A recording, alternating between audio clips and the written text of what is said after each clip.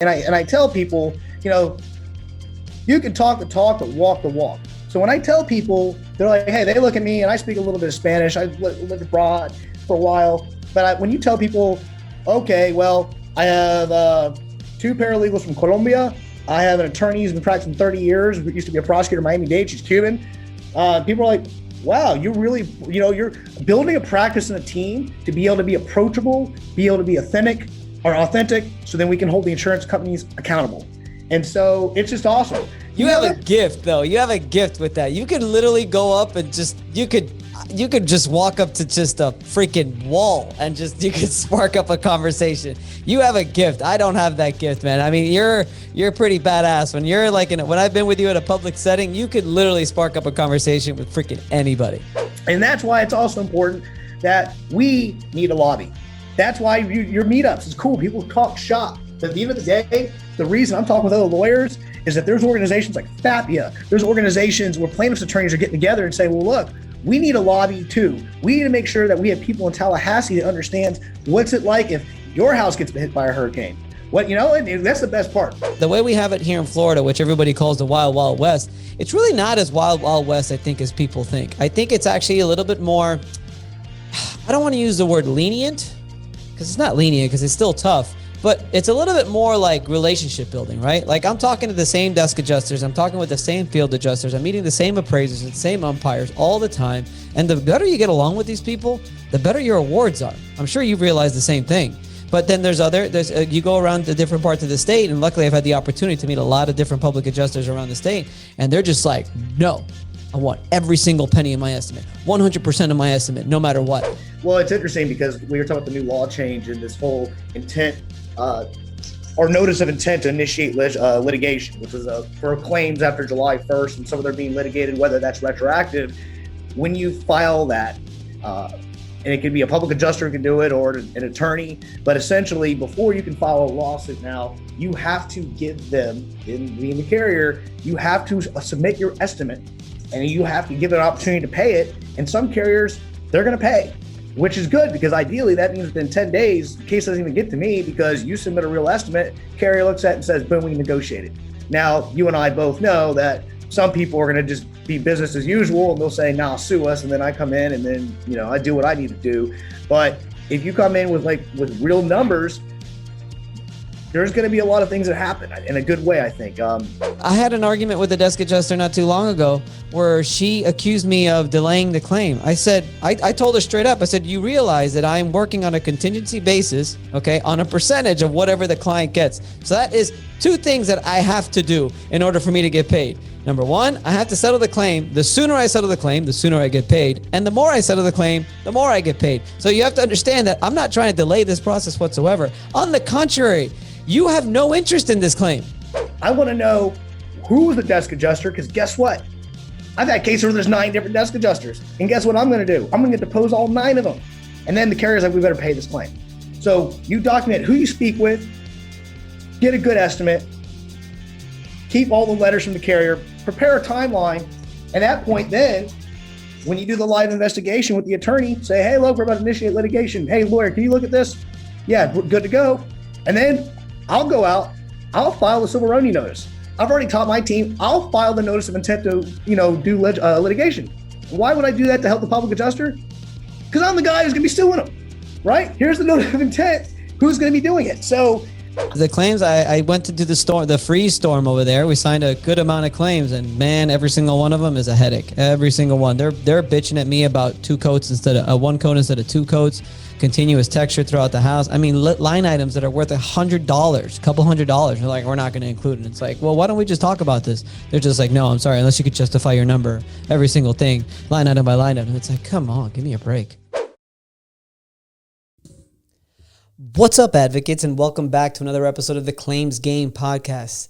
Before I get into our special guest, remember, you can catch all our information on commercialclaimsadvocate.com. You can see where we're going to do our next meetup. You can see when we're going to do our next Zoom course. We've got some really cool ideas and challenges that we're probably going to put on next year. So stay tuned for that. You're going to have access to all of our online courses as well. So we got a lot of stuff coming. I hope you're ready for it. Obviously, I want you to subscribe to this YouTube channel so that you can see any and all of our new videos, which come out weekly and sometimes 2 times a week. So you want to stay up to date with that.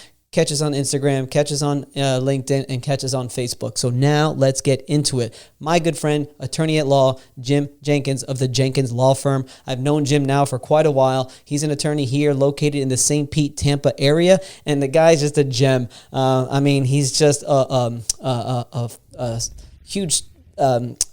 what's the word I'm looking for? He's just got so much stories, really great stories, really great talker, a really great attorney, to be honest. I mean, I have no shame to say that he has settled several of my cases, more than just the several, and has done a tremendous job at that. I strongly recommend getting his contact information now, which we're leaving here. You can find him on Facebook. You can find him on Instagram. He's the Jenkins Law Firm. Give him a call whenever you want. He's going to love to talk to you. He's got so many connections here in the Tampa area that he's been gracious enough to connect me with. And I consider him a friend and just an overall fun guy. So you're going to enjoy this because, the guy's he's just a riot. Really great stories, really great talker. You're going to really enjoy this podcast where we talk about everything from claims to marathon running. So you're going to really like this one. So check it out. Claims Game Podcast. Let's do it. Welcome to the Claims Game Podcast with Vince Perry. Get all the tips you need from insurance claim advocates and professionals and grow your public adjusting career to the next level. And now the commercial claims advocate, Vince Perry.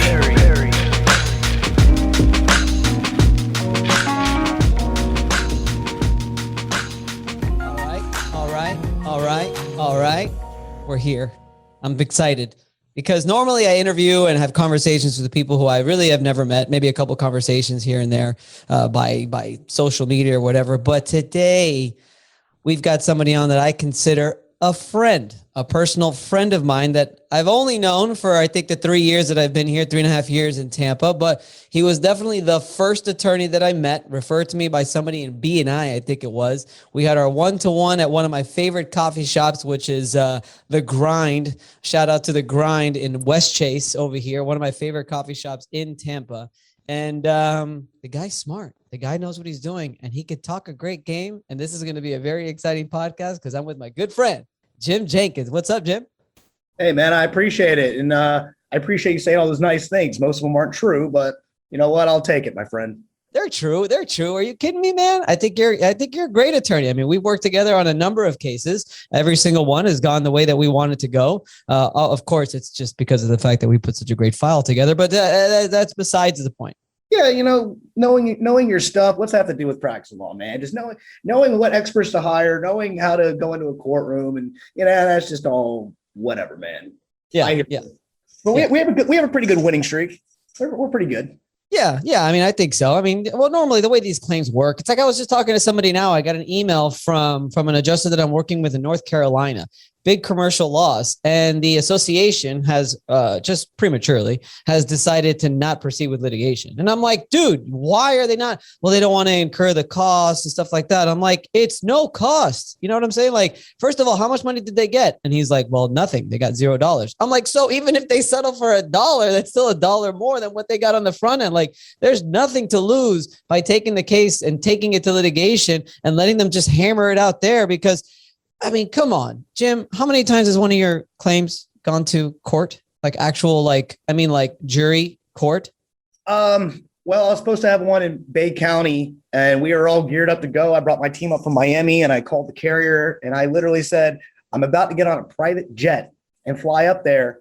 If I don't settle, this case doesn't settle today. And it was 2 years of litigation, but the carrier magically found 6 figures for my client. Not my fees and costs were separate. But magically upon saying, hey, let's go to the courtroom and talk to 6 people and ask them, well, do they like insurance companies or are they maybe sympathetic to the fact that the house used to be here, now the house is missing? What's going to play out in court? So have I going to trial, tried a lot of cases, but these first party claims, not yet. It's 7 years, 6-7 years. 6-7 years. Yeah, you got to be able to do it. But if they're going to flinch, and a lot of that's just knowing your stuff and being able to say, look, not a stranger to the courtroom. That being said, I was like, if we get up there and we talk to people, and it doesn't even have to be in Bay County, that's a Cat 5 hurricane, but even if it's like a water mitigation case in South Florida or something in the Tampa Bay area where we're, broadcasting from, it's just knowing your stuff and saying, look, what's going to happen. So none of them gone to trial. The main thing is if you build the case up right, you want to make sure you cross all your T's and dot your I's and, not losing the case on a technicality, then you're usually pretty solid.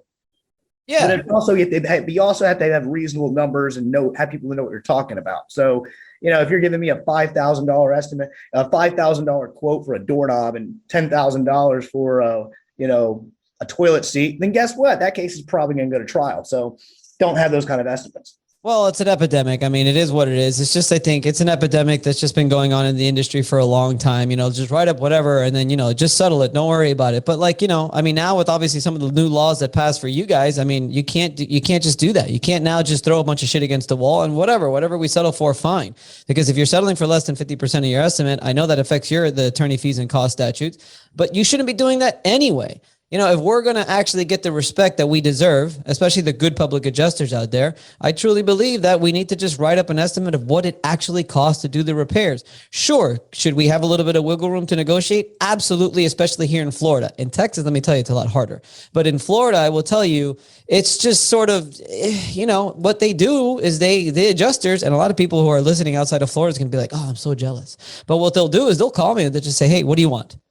What do you want? You got $100,000 estimate, Vince. What do you want? And I know it's not that much different when it gets to you guys as well. But the point is I'm not going to be settling my estimates if I know that I'm writing a good estimate and I'm writing what it's actually going to cost to do the repairs. Sure, like I was saying, I might have a little bit of wiggle room to negotiate, but don't expect me to go down to 50% of my estimate or 60% of my estimate. You know what I'm saying? Like I can't be doing that because the homeowner actually needs this money to do the repairs. You're offering a measly couple $1,000s. I'm at like $100,000. Don't think that just because you offered or paid an undisputed of $5,000 that by doubling your undisputed, it's okay now and we could just walk away from this. Like, no, that's still doubling your undisputed at $5,000 to $10,000. You're still $90,000 away from my estimate. Do I have some room? Sure, but not that much room.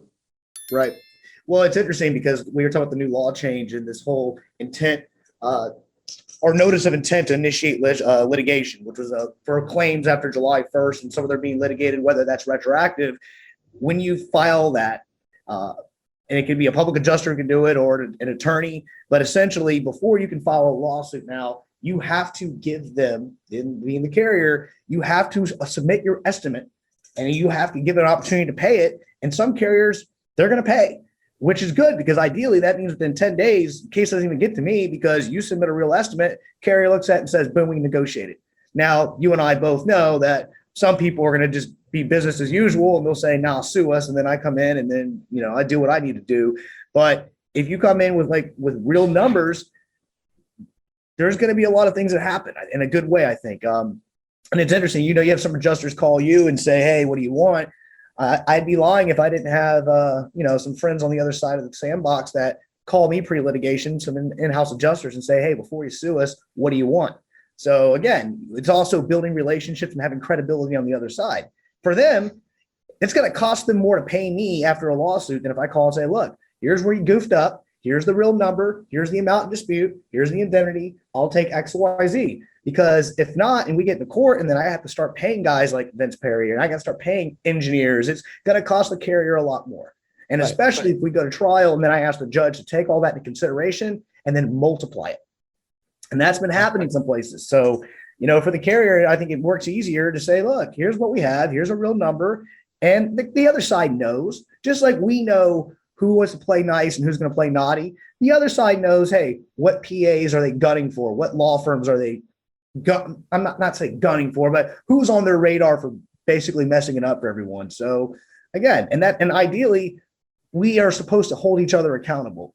Us holding the insurance companies accountable for doing the right thing by the policyholder, and the insurance company is to hold people accountable for not committing fraud. So if you understand the system, you go in and you say, look, you got me on this one, but I got you on that one. What are we going to do? And Vince, you've done a really good job of that. That's why people call you to settle, because you can't double your undisputed $5,000 payment. But if you're at 100 and they're putting 85 on the table, you'll have a conversation with your client, right? Exactly. No, 100%. That's I always tell people, I said, look, let's have a conversation. I'd rather have it wearing a t-shirt and hanging out with on a Friday on a podcast. But if I have to put a suit on and fly to Panama City, we can have it in front of a jury. But, come on. Life's short. What do you mean by multiply it? When you said you're go to trial, judge, and then it's whatever if they pay and then multiply it.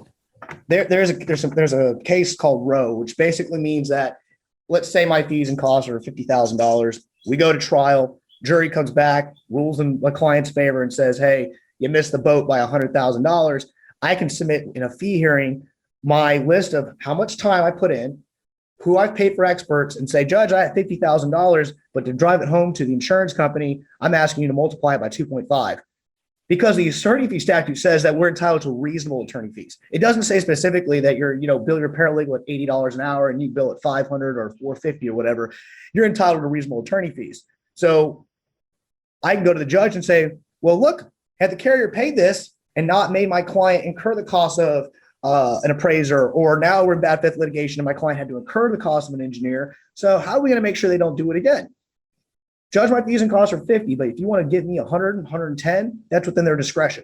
That's one of that and the potential for bad faith is some of the leverage that we hold against the carrier to basically say, look, settle this thing before we go to trial, because if we go to trial and we prevail, not only are we going to ask for our fees and costs, which could possibly be a lot more than the indemnity, but then we're going to initiate a bad faith lawsuit.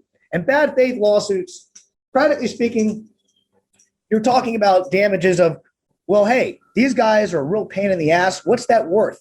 But more importantly, bad faith means instead of being focused on, I got to talk about this specific policyholder, this specific claim, these specific facts, this specific desk adjuster, bad faith means I can say, hey, carrier, how many claims did you deny in 2020 during the middle of a pandemic?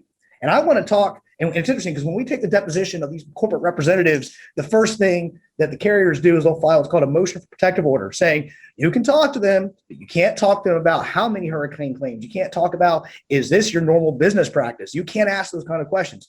And I already know the answer to those questions. The answers to the questions are, you do this day in and day out, don't you, right? Because you're going to make more money when most people who don't know what a public adjuster is and they don't know about an attorney fee statute get that little letter and say, well, I guess it's under deductible, so whatever, and they're going to go away. And it's all numbers, man. It works like a casino. Every time you go into casinos and you see someone getting paid big on blackjack and there's a big whoop, whoop, whoop, it's because they got 99 other people putting money into the slot machines. And that's called claims and underwriting.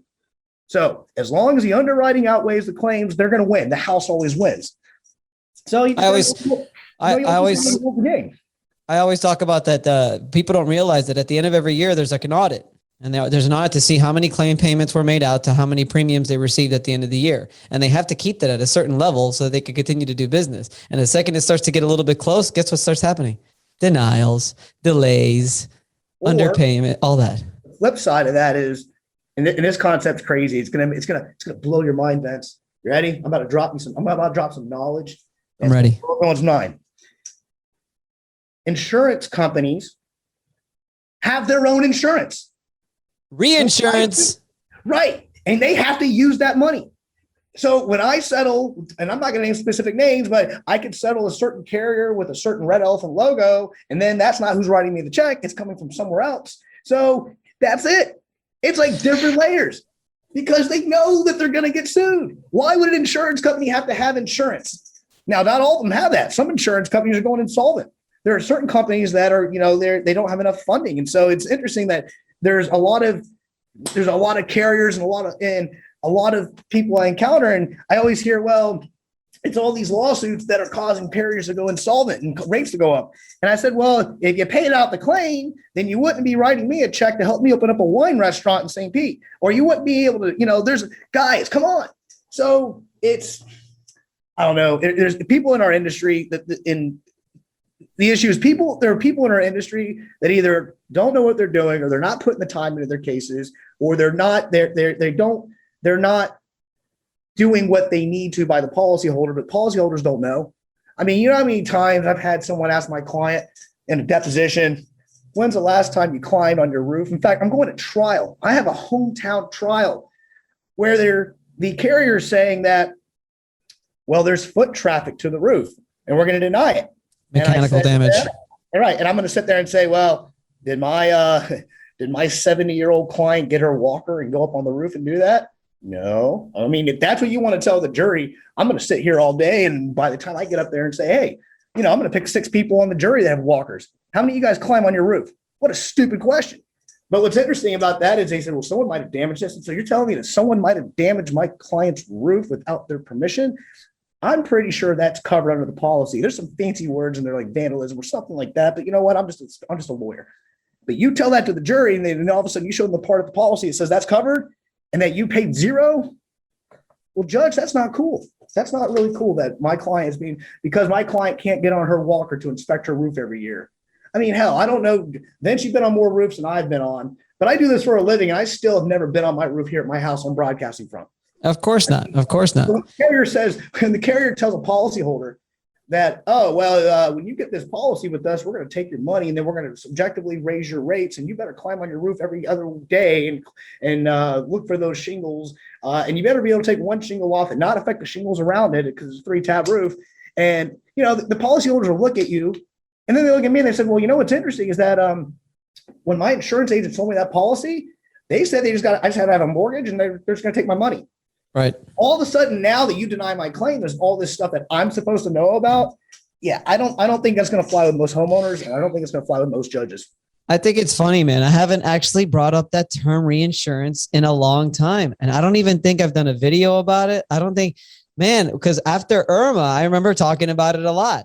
Irma hit September, and then all of a sudden, I think it was like come December, January, February, it was like little talking around. It's like, hey, guess what? Reinsurance just kicked in. Reinsurance kicked in. So that means all of a sudden it was just so weird how it went from like delay to making an offer, offer to settle. And we're like, what's going on? And we were just like, I don't know, we're probably just, just guessing or whatever. But we're like, yeah, I bet your reinsurance kicked in. And that's why all the payments are coming out now. Yeah. And I always tell people, maybe it's because I was a history major and, I see all your degrees behind you in the wall there. And so, I know you got some knowledge as well, but I always tell people, look, it's a war of attrition. It's Cold War politics. I got nukes. You got nukes. What are we going to do? We're going to blow each other up here. We're going to work this out. So what's interesting about that concept with reinsurance is that I had a certain carrier that called us and they said, hey, we're going to put a couple million aside. We're going to take out 44 of your lawsuits and we're going to do a global settlement conference. Now that was good. I've heard about these. Yeah. And we're starting to get some of those. And I can tell you that if you're a real jerk plaintiff lawyer, they don't call to do that. But we were able to, I had 44 very, very happy public adjusters and 44 very, very happy policyholders to say, well, hey, your stuff is all done. And what we did, we said, look, we're going to stipulate to XYZ in attorney fees per case. And we're very reasonable, because if we weren't reasonable, then they wouldn't be doing that. So if I'm a public adjuster, and all of a sudden 7 of my cases close on the same day, means your clients are happy. And guess what? When your clients are happy, they're going to tell all their neighbors and friends, hey, you know what? If something happens to your house, this is the guy to call. And that's the kind of marketing that you've been working on. And what I've been doing, it's just good old fashioned grassroots, not have to put a billboard up there. Just do stuff like this, talk to people, don't be a jerk. And then the business is going to come because you're good at what you do. Because guess what? If you're really bad at what you do, your client's not going to go eventually tell one neighbor. They're going to tell 10 neighbors in the form of negative social media, negative Google reviews and stuff. So just be good at what you do. And if you're not sure if you're good at what you're doing, call a guy like Vince, and Vince will teach you how to do what you need to do. So I think it's pretty simple, Thanks for the plug. I'll pay you later. I think it's funny. It's every adjuster, every public adjuster sort of has a different way of doing it. But I do notice that there is definitely a way for us here in Florida where, at least for me, I'm definitely the type where I like to make love, not war. Do I push the insurance company? 100%. Do I put them on time clocks? Every single time. But if they reach out to me and they say, I had an adjuster one time, they called me just like, Vince, did you really have to file that complaint? And I was like laughing. I'm like, dude, well, if you would respond to my emails, I wouldn't file a complaint. Like, all we have to do, we're trying to work this out, right? He's like, yeah, but man, come on. Anyway, the conversation actually got much worse after that. But, you got to do what you got to do. But at the same time, you also have to understand that they're human beings that you're dealing with on the other side. They're normal people. They're defending the people that they have to defend. We're defending the people that we have to defend. Frankly, we're just putting together 2 different estimates, and that's what they are, right? They're just an estimate on what it's supposed to cost to do the repairs. So you have to try to go back and forth and figure it out. But not every public adjuster is like that. There's a lot of public adjusters out there that they will fight tooth and nail for every single penny. And I don't blame them either. It ranges from state to state. It's just sort of the Florida, the way we have it here in Florida, which everybody calls the Wild Wild West. It's really not as Wild Wild West, I think, as people think. I think it's actually a little bit more, I don't want to use the word lenient, because it's not lenient, because it's still tough, but it's a little bit more like relationship building, right? Like I'm talking to the same desk adjusters, I'm talking with the same field adjusters, I'm meeting the same appraisers and same umpires all the time. And the better you get along with these people, the better your awards are. I'm sure you've realized the same thing. But then you go around to different parts of the state, and luckily I've had the opportunity to meet a lot of different public adjusters around the state, and they're just like, no, I want every single penny in my estimate, 100% of my estimate, no matter what. If not, we fight in litigation. We fight it after that, and we fight. And I'm just like, maybe it's just not my personality. Maybe I'm far reaching it on being a Florida thing. And maybe it is just more my personality, but man, I don't need that stress in my life. I got enough stress. Yeah. What's interesting is that I went to dinner last night with two experts that I've used, and them as well. And one of them I met when he was representing a certain carrier, and I was doing a job site inspection. And I realized this guy's writing a good estimate. This guy can, and he's going to do the right thing. And sure enough, he gets 90% of what we were asking for, which is more than what my client needed. And so I invited him to go to a conference, and I said, hey, do you have a conflict with carriers A, B, and C? Because you work for carriers D, E, and F. He's like, no. So I was like, great. I got a guy who testifies for both sides. That's the guy I'm going to put in front of the jury, so they'll be like, wow. When he comes in and says, well, the carrier listened to me all the other times, but this is where they dropped the ball, that case is going to settle. Same thing with engineers. I never hire an engineer that hasn't testified for the other side, because I'll sit there and say, well, look, you do this for a living. What caused that damage? Was it wind, or was it vermin? Or I don't know what excuse is, because the carrier wrote a denial letter and all it said was, here's $0. And I feel like the policyholder is entitled to more than that, especially when the carrier, I'm not going to, again, name any specific names, but I love doing a deposition and saying, so what engineering firm did you hire to confirm there was no damage to my client's house?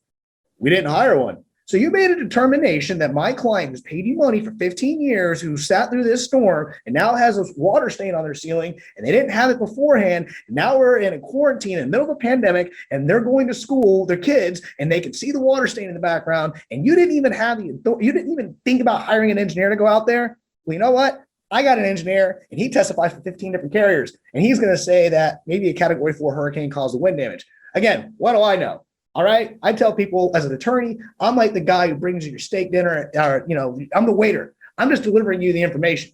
Who's cooking it up? The PA, the engineer. These are the guys who are making it for you. So, and when you're having with dinners with these experts or with these people that work on both sides or that work for the carrier, tell me yes or no. Do you not talk about those shitty people in the industry, the shitty PAs, the shitty appraisers, the shitty umpires, and the guys that you don't get along with, and that guy's an asshole, and that guy's a prick? I mean, your name came up 15 times during conversation. We talk about the shit guys. Yeah. But in all honesty, you do, because even with the different attorneys, I'll say, who do you work with? And then they start sending me cases. And the biggest compliment I can get is when an insurance carrier starts sending me cases because they're getting screwed by someone else. And I said, look, man, I'll tell you, I'll be fair and reasonable with you, but we all know, like, for example, this recent legislation on July 1st, that's impacting roofers with solicitation and also impacting the attorney fee statute. For now, there's a sliding scale versus $1 or more, you're entitled to your fees and costs. I didn't screw it up. Vince, you didn't screw it up. A buddy of mine, I'm not going to name his name, but he's pretty high up in Florida politics, and he has pretty intimate information, and he's from the Pinellas area. And, I call him up. I've known him from when I was a prosecutor. And that's really funny too, is I tell people, listen, man, I used to put people in prison beyond a reasonable doubt. You don't think we can't argue more likely than not there's a water stain from a windstorm? Come on, man. But I talked to him and I said, what are you doing up in Tallahassee? Don't you? I have a living. I try to, I have people on my payroll at the law firm. I got things going on. And he was like, Jim, you didn't do that, but there are some certain people, one or two firms out of South Florida and some firms other places that are they're abusing the system. Now, carriers abuse the system as well, but this is where it comes in to be like professionals. So yeah, we talk about that. We also talk about the certain carriers that give us get job security. I don't care they change the attorney fee statute. I know even with this new notice of intent to initiate litigation, I'm not going to name particular names, but I know there's a couple carriers that are just going to say, okay, that just means we bought 10 more days. Sue us. We're not paying the claim, because they don't. And too, because who writes you the checks. You see the ones that come through. And so it's interesting. I can usually name on one hand, 80% of my lawsuits are probably against 5 or 6 different carriers. No, I'm not saying that other people don't do stuff, but we all, if you're in the industry and you do this job for a day or two, you'll quickly figure out when you get a claim who's going to pay and who's not going to pay. So, I mean, Jim, tell me a little bit more about the intent to litigate, the intent to sue, as if you were speaking to a new public adjuster so that they could sort of figure out, but just for, I can give a quick background. So they did pass some legislation where now before a lawsuit is filed, us as the public adjuster, or even you as the attorney, we have to go on to the state website, sort of the same way we would file a CRN, which is a civil remedy notice. And we'd have to basically inform the insurance company that, hey, here's our intent to sue. In the next 10 days, you have 10 days to settle this claim before we sue. So I guess my question to you, since I already sort of answered your own question, my actual more in detailed question to you is for a new public adjuster, how should we handle that? When should we do that? When should we file the CRN compared to the intent to sue? When should we file a lawsuit or send our final demand? Or, where would be the process to or the right time to submit this intent to sue? Well, my theory is very similar to when I was working at the state attorney's office. And before we would file a criminal charge, we would do on big felonies, the first thing we would do is, as the prosecutor, we would sit down with our law enforcement officer. I'd say, bring me the case, let me look at it, because I'm not going to file a criminal charge against someone unless I know I can win it in court. So I do the same thing with my public adjusters, because in this sense, I'm basically prosecuting the insurance company for being a bad person or a bad company, and I'm relying on my expert, my law enforcement witnesses, the public adjuster. And instead of using police reports like I did on criminal cases, I'm using PA estimates. I'm using these different reports you guys work on. So what I would do is this. I'm a public adjuster. I'm building a case because a crime has been committed. That is, so it's theft. The insurance company took money and now they're not paying it back. You know, what's interesting is that concept can land you in prison. But apparently that's every day for some of these carriers. So if you're going to prosecute this case as the officer and you're going to try to get the plea out before everybody gets to court, you better do a couple things. And one of them is you better document everything like you were going to submit it and your life depended on it. Just like Vince, some of your cases, you say, okay, I called the desk adjuster on this date. Here's the email. I then followed up 1 week later. Hey, are you going to answer this? Because you know what? There's a reason the law has timelines. The law has timelines for them to respond. Because if you don't, keep poking the bear, they're never gonna respond to you. And then you're gonna have a policyholder who's gonna be sitting there and saying, "Well, public adjuster, what you've been on my claim for a year? What's going on?" So once you poke the bear a couple times, and once those 90 days, if you haven't had a claims determination, or once those 90 days go up, that's when you know, okay, we're going to initiate litigation at this point. So at that point, if I'm the public adjuster, don't give them any more time, because the way insurance companies work is deny, delay, defend. I'm the defend part, right? That's when they got to defend against me coming at them. So you get a claims determination letter. Hey, this claim is denied. Call the attorney. And I tell public adjusters, I do this. I have a lot of friends who do this area of law. We all work together. Build a network of people, because you don't want to be in deposition and say, "Oh, I work 100% with this one guy." You can say, "Look, I work with 4 or 5 different attorneys in the area." What I would do is team up with someone and say, "Hey guys," just like you'll call me sometimes and say, "Hey Jen, look, this is what I got going on. What should I do?" So if I'm the public adjuster, you document the shit out of your file with the carrier. I want to know who was the desk adjuster, because guess what? I've had cases where there's 9 different desk adjusters, and guess what I'm going to do? I'm going to depose all 9 of them. And then the carrier's like, we better pay this claim. So you document who you speak with, get a good estimate, keep all the letters from the carrier, prepare a timeline. And at that point, then when you do the live investigation with the attorney, say, hey, look, we're about to initiate litigation. Hey, lawyer, can you look at this? Yeah, we're good to go. And then I'll go out, I'll file a civil remedy notice. I've already taught my team, I'll file the notice of intent to, do litigation. And why would I do that to help the public adjuster? Because I'm the guy who's going to be suing them, right? Here's the notice of intent. Who's going to be doing it? So that's where I would just say is once the carrier makes their determination, or within 90 days, get on the phone with the attorney. Not every case is the same though.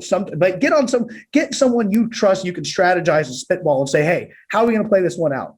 Or well, it might be going the appraisal route, but then we might have to sue them because I don't think the appraisal is going to go the way we need to. How do we do this to protect not only yourself? To be honest, 100% honest with you, a lot of this is protecting yourself, man. You have a license and I have a license. And if we lose our license, we can't work. But we're not going to be in that position because we protect ourselves and document everything. But what I would make sure is that the policyholder also, because again, if you're a public adjuster, you're getting a percentage of that indemnity check. I hate when people call me and say, what did my public adjuster do? I don't want to, it sometimes happens. I don't want to pay the 10 or 20%. And then I can show them the file and say, you see all this stuff that, PA did, you see all these things that we work on. You wouldn't have $1 if it wasn't for the public adjuster. So now that there's $80,000 on the table, you shouldn't feel too bad about living up to your end of the bargain. Jim, I got a couple of questions. Bold question. How do you feel about public adjusters filing a CRN? How do I feel about it? If they know how to file it, then I think it's a good idea. Because here's the deal. I have half my cases come in. The public adjusters already filed the civil remedy notice. And other half, they ask me to do it. It depends because if the CRN is able to get you to talk with someone in-house and then you can settle the case, then I don't think there's an issue with that. And one of the reasons why I don't feel like there's an issue with that, because some people will say, well, it's the unauthorized practice of law. I don't have a law degree. I can't file this. Well, if you're pro se, meaning, you're a policyholder can create an account on the CFO website. You don't have to be, because it's interesting because when you fill the CRN out, it says, who are you? Are you a third party? Are you an attorney? Or are you the insured? If it didn't have those three options, if it just said, hey, you got to give me your Florida Bar ID number to log in. So I like that. And that's just a legit answer. I mean, some people, that may not be a popular opinion, but I'll tell people, like, look, if you want help filing it, I'll file it. And the best part is the sunshine law. All this stuff we're talking about is public record. I always tell people, I'm like, I'm not making this shit up. You can go on the CFO website and then you don't even have to have an account. And it says, create a new filing for civil remedy notice. But then there's a little button that says search for filings. And you go to search and you can say, I've done that. Yeah, I've done that. Type in Jenkins, man. Listen, I love to travel. I'm just like you, Vince. Actually, I'm jealous of you because I told my wife the other day, I said, yeah, I went to Argentina for a week. Vince went to South America for 2 months. Or, hey, I'm supposed to have my first trip to Kenya during COVID. Vince has been like 3 times. And I know he's gone because I settle your cases and I know how you pay for it. So I'm sitting here during COVID and I ain't got shit to do except file CRNs. I mean, literally, I'm like, well, and my law partner down in Miami, he's settling the cases. I'm filing all the CRNs. So, I mean, if I never see another CRN, I'll be okay. But having done that, I've logged in that website. Hell, I filed 2 yesterday for someone that you're supposed to be in good hands with, but not on these 2 cases. I'm sorry, not trying to take a dig. I'm trying to keep it PC, but come on, man. If you're in the industry, you know who we're talking about. Jim, So, I gotta reel you back in every once in a while. I get fired about that. I get fired about this, man. It's like, all right, here we go. Jim, when should the intent to sue be filed in relation to the CRN?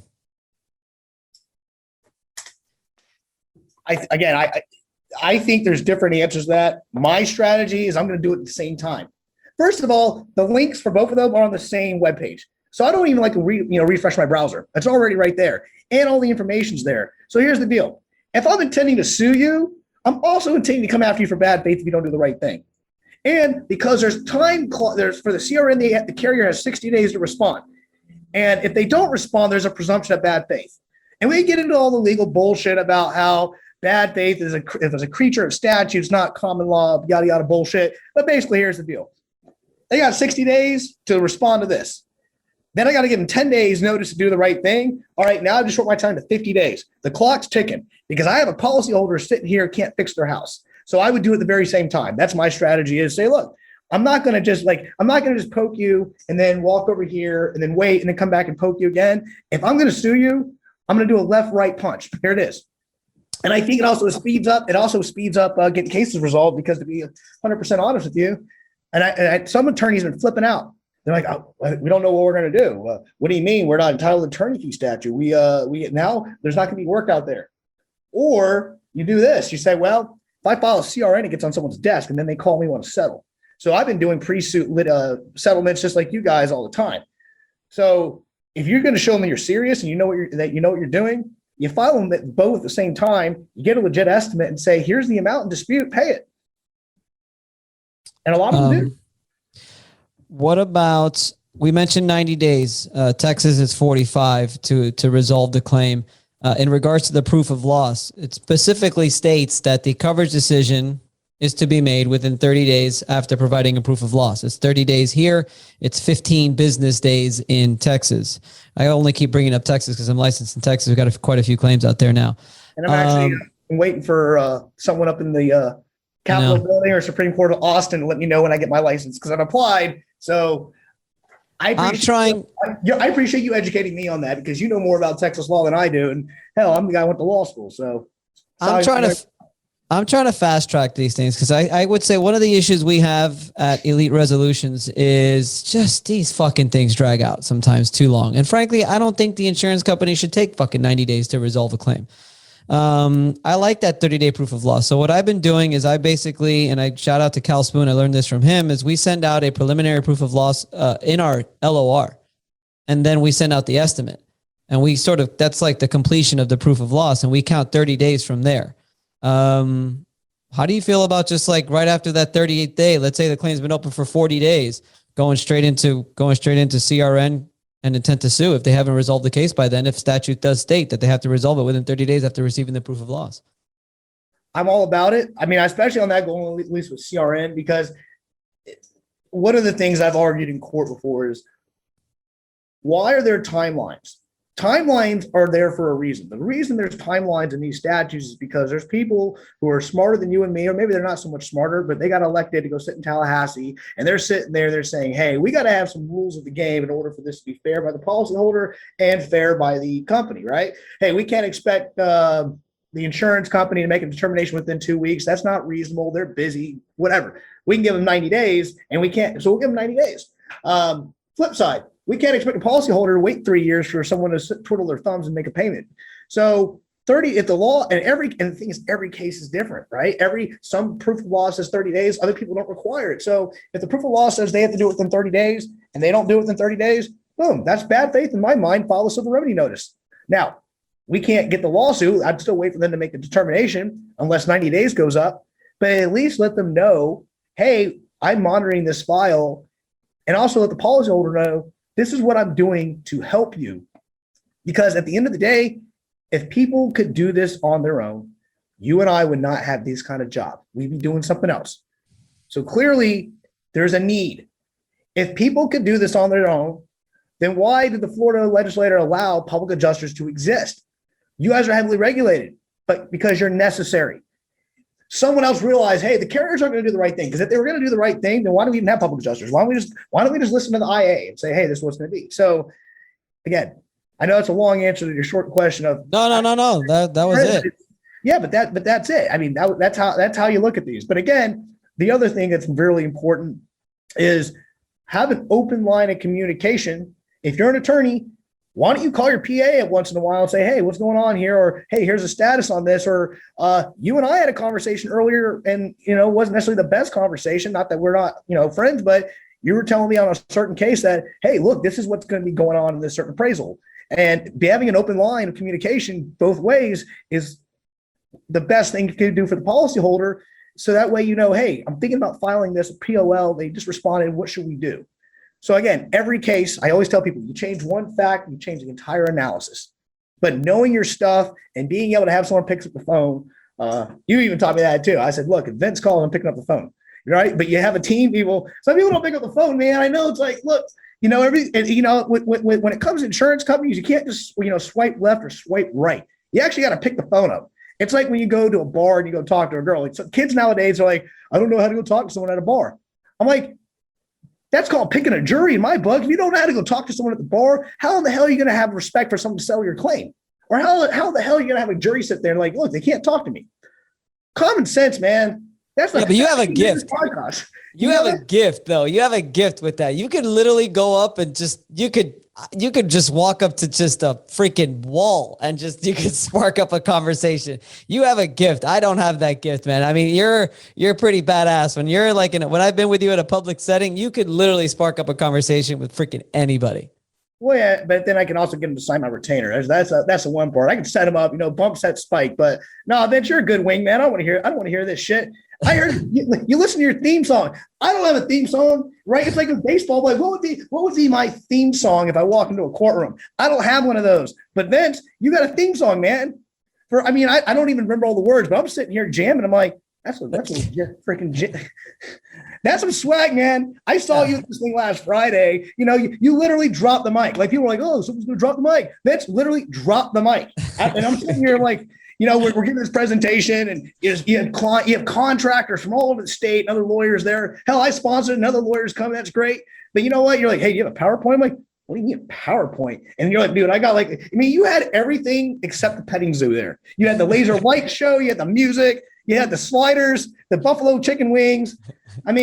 Your swag wasn't as good as mine. I did have sunglasses that says we're not shady, right? I had those. But you should have wore them. You should have worn them right now for the podcast. I should have, man. I don't know. You're right. I should have wore my own swag. You have all my stuff out there. But now you've got ultimate swag, Jim. Tell us about your new office that you just opened in Miami-Dade. You got to be pretty stoked about this. It's pretty freaking sweet. Of course it is. I have an office in St. Pete, and in all honesty, I'm sitting on my front porch because during COVID, I got more stuff done here. And honestly, I settle more cases when I'm walking up and down the sidewalk down to the bay than when I'm in a courtroom, because I can call these attorneys and be like, what are we doing, man? That's what's so funny is I hate when people are like, well, I don't understand what my lawyers talk about, or, and I'll get these emails. They're like, well, Mr. Jenkins, please present a formal demand, blah, blah, blah. I'll just call some of these partners and be like, what in the beat what are you doing, man? Like, are you serious? Come on. So, and then there'll be stuff you can't put in writing. It was like, hey, so I got $5,000, and I'm like, well, what am I going to do with that, bro? What, like, you expect me to take that to my client? No. I said, but if you have a number that starts with a 2 and ends in a 0, and it's 5 numbers, then we're talking. So it's interesting is you got to learn how to, talk to people. So Miami question. This is what happened. I talk to people. And what I realize is that even though I'm based in the Tampa area, I handle stuff statewide. So as a result of talking with a my first public adjuster, one of the best guys out there, he introduced me to this guy named Derek Hendricks down in Miami. And he said, look, that guy is just like you. You know everyone in Central Florida. You know all their cousins, their kids' birthdays. This guy did 10 years of carrier work down there and knows everyone in South Florida. So we start talking, and I was like, hey, man, look, you stayed out of Miami and you covered carriers down there, and I'll stay up here. You spend time with your kids. We're not going back and forth 4 hours driving, whatever. So he plants the seed. That happens. And then all of a sudden, 2020 got weird. I don't know what happened, but then we were forced to work remotely. And so the claims started coming in and courts closed, and we started settling. And here's what I would tell the carriers, like, look, man, the courts closed because of a worldwide pandemic. Are you going to literally walk into a courtroom when this is done and defend this and think that anyone's going to listen to you? Like, judges are going to be super pissed. They're going to be super pissed because they got murder cases and divorce cases, and you're sitting here talking about a breach of contract when you open up coverage. What's going on? So one thing leads to another. You grow the practice from, I don't know, whatever 10 times is. So now it's like, wow, like some people shut down during COVID. We're sitting there. We hired 15 or 14 people. And I even talked to Derek because you know my personality right now. I tell people, I was like Derek and I, we're like Peter Pan and the Lost Boys. We'll go in there, we'll fight cat and hook, we'll fund all this stuff. I was like, but we need a Wendy. We need someone who, we need to make the whole team work. You can't just have wide receivers, right? You got to have a quarterback and you got to have other stuff. So anyway, Derek's like, well, I got a badass lawyer in Fort Lauderdale who used to be a prosecutor in Miami, and her best friend's a badass lawyer in Miami. And she has an office. So I go to check it out. And they've both been practicing longer than you and I have been alive. Well, that's not true, but they've been practicing law for a while. But one of them worked for Citizens for like 10 years. So if anyone knows the game, it's her. Like, she knows how they operate. And the other person, she's Cuban and she's in Miami. And she really said, look, I just want to practice law. And I really like you guys. And I really want to help people. So, hey, I got this office space. It's in Miami-Dade, right next to the Empire and the Miami-Dade Mall, or whatever the name of the mall is. Dade. Yeah, Dade Mall. And I was always talking about trying to get a permanent footprint. And so she's like, well, look, here it is. Got a conference room, 5 offices. It's right there in the heart of everything. And I'm not going to lie, man, I might actually move to that office. I might be moving to Miami. I know you moved here from Miami. I might be moving down there, but I'm super stoked because it's a great place to meet people. It's all, especially for our South Florida clients. It's very convenient. Instead of them having to come to Tampa, I can say, look, we have this place right next to the Marriott, right next to, I think you were telling me, some restaurant that's right there. Earl's Kitchen. That's where you got to go. It's it's like right the corner right there in Dayland. It's just a great happy hour place on a Friday. What? But what's awesome is, and I tell people, you can talk the talk, but walk the walk. So when I tell people, they're like, hey, they look at me and I speak a little bit of Spanish. I lived abroad for a while. But when you tell people, okay, well, I have 2 paralegals from Colombia. I have an attorney who's been practicing 30 years, used to be a prosecutor in Miami-Dade. She's Cuban. People are like, wow, you really, you're building a practice and a team to be able to be approachable, be able to be authentic, so then we can hold the insurance companies accountable. And so it's just awesome. The attorney in Miami, her name is Abby Cleda, and she's already introduced me to more of people in Miami who say, look, we'll get along, but why not? I mean, there's so many claims there and so many insurance companies. Why not be able to have a presence here? So I'm not going to lie. I mean, my office in St. Pete's okay, but Abby, I got lucky, man. You know why? It's because I don't ever shut up and I talk to people and then I find will come work for you. So right now, she's probably in deposition settling cases and going out for mojitos or something right now. I don't even know. But I wanted to bring that up because I want to congratulate you, man. I think that's fantastic. I'm really proud of you. Just you keep growing, you keep getting better, and I love to see that. Well, yeah, it's because guys like you help me out. I mean, honestly, you've introduced me.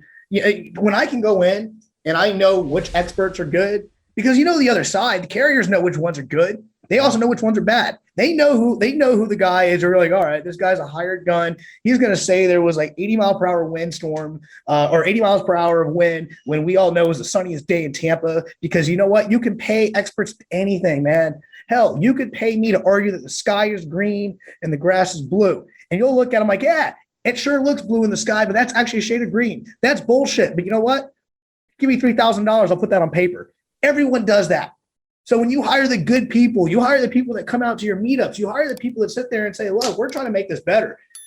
Then guess what? You're not going to Panama City in a suit and sit in trial. You're able to get those cases resolved. So, and I know you 3 years, but the past year and a half we've exponentially grown. And it's because guys like you are helping guys like me saying, well, you know what? Yeah, I'm a badass public adjuster, but there's an adjuster over in Daytona that you should probably meet because you handle claims over in Daytona. Yep. And you know what? We're all working together and we all win because we're doing the right thing.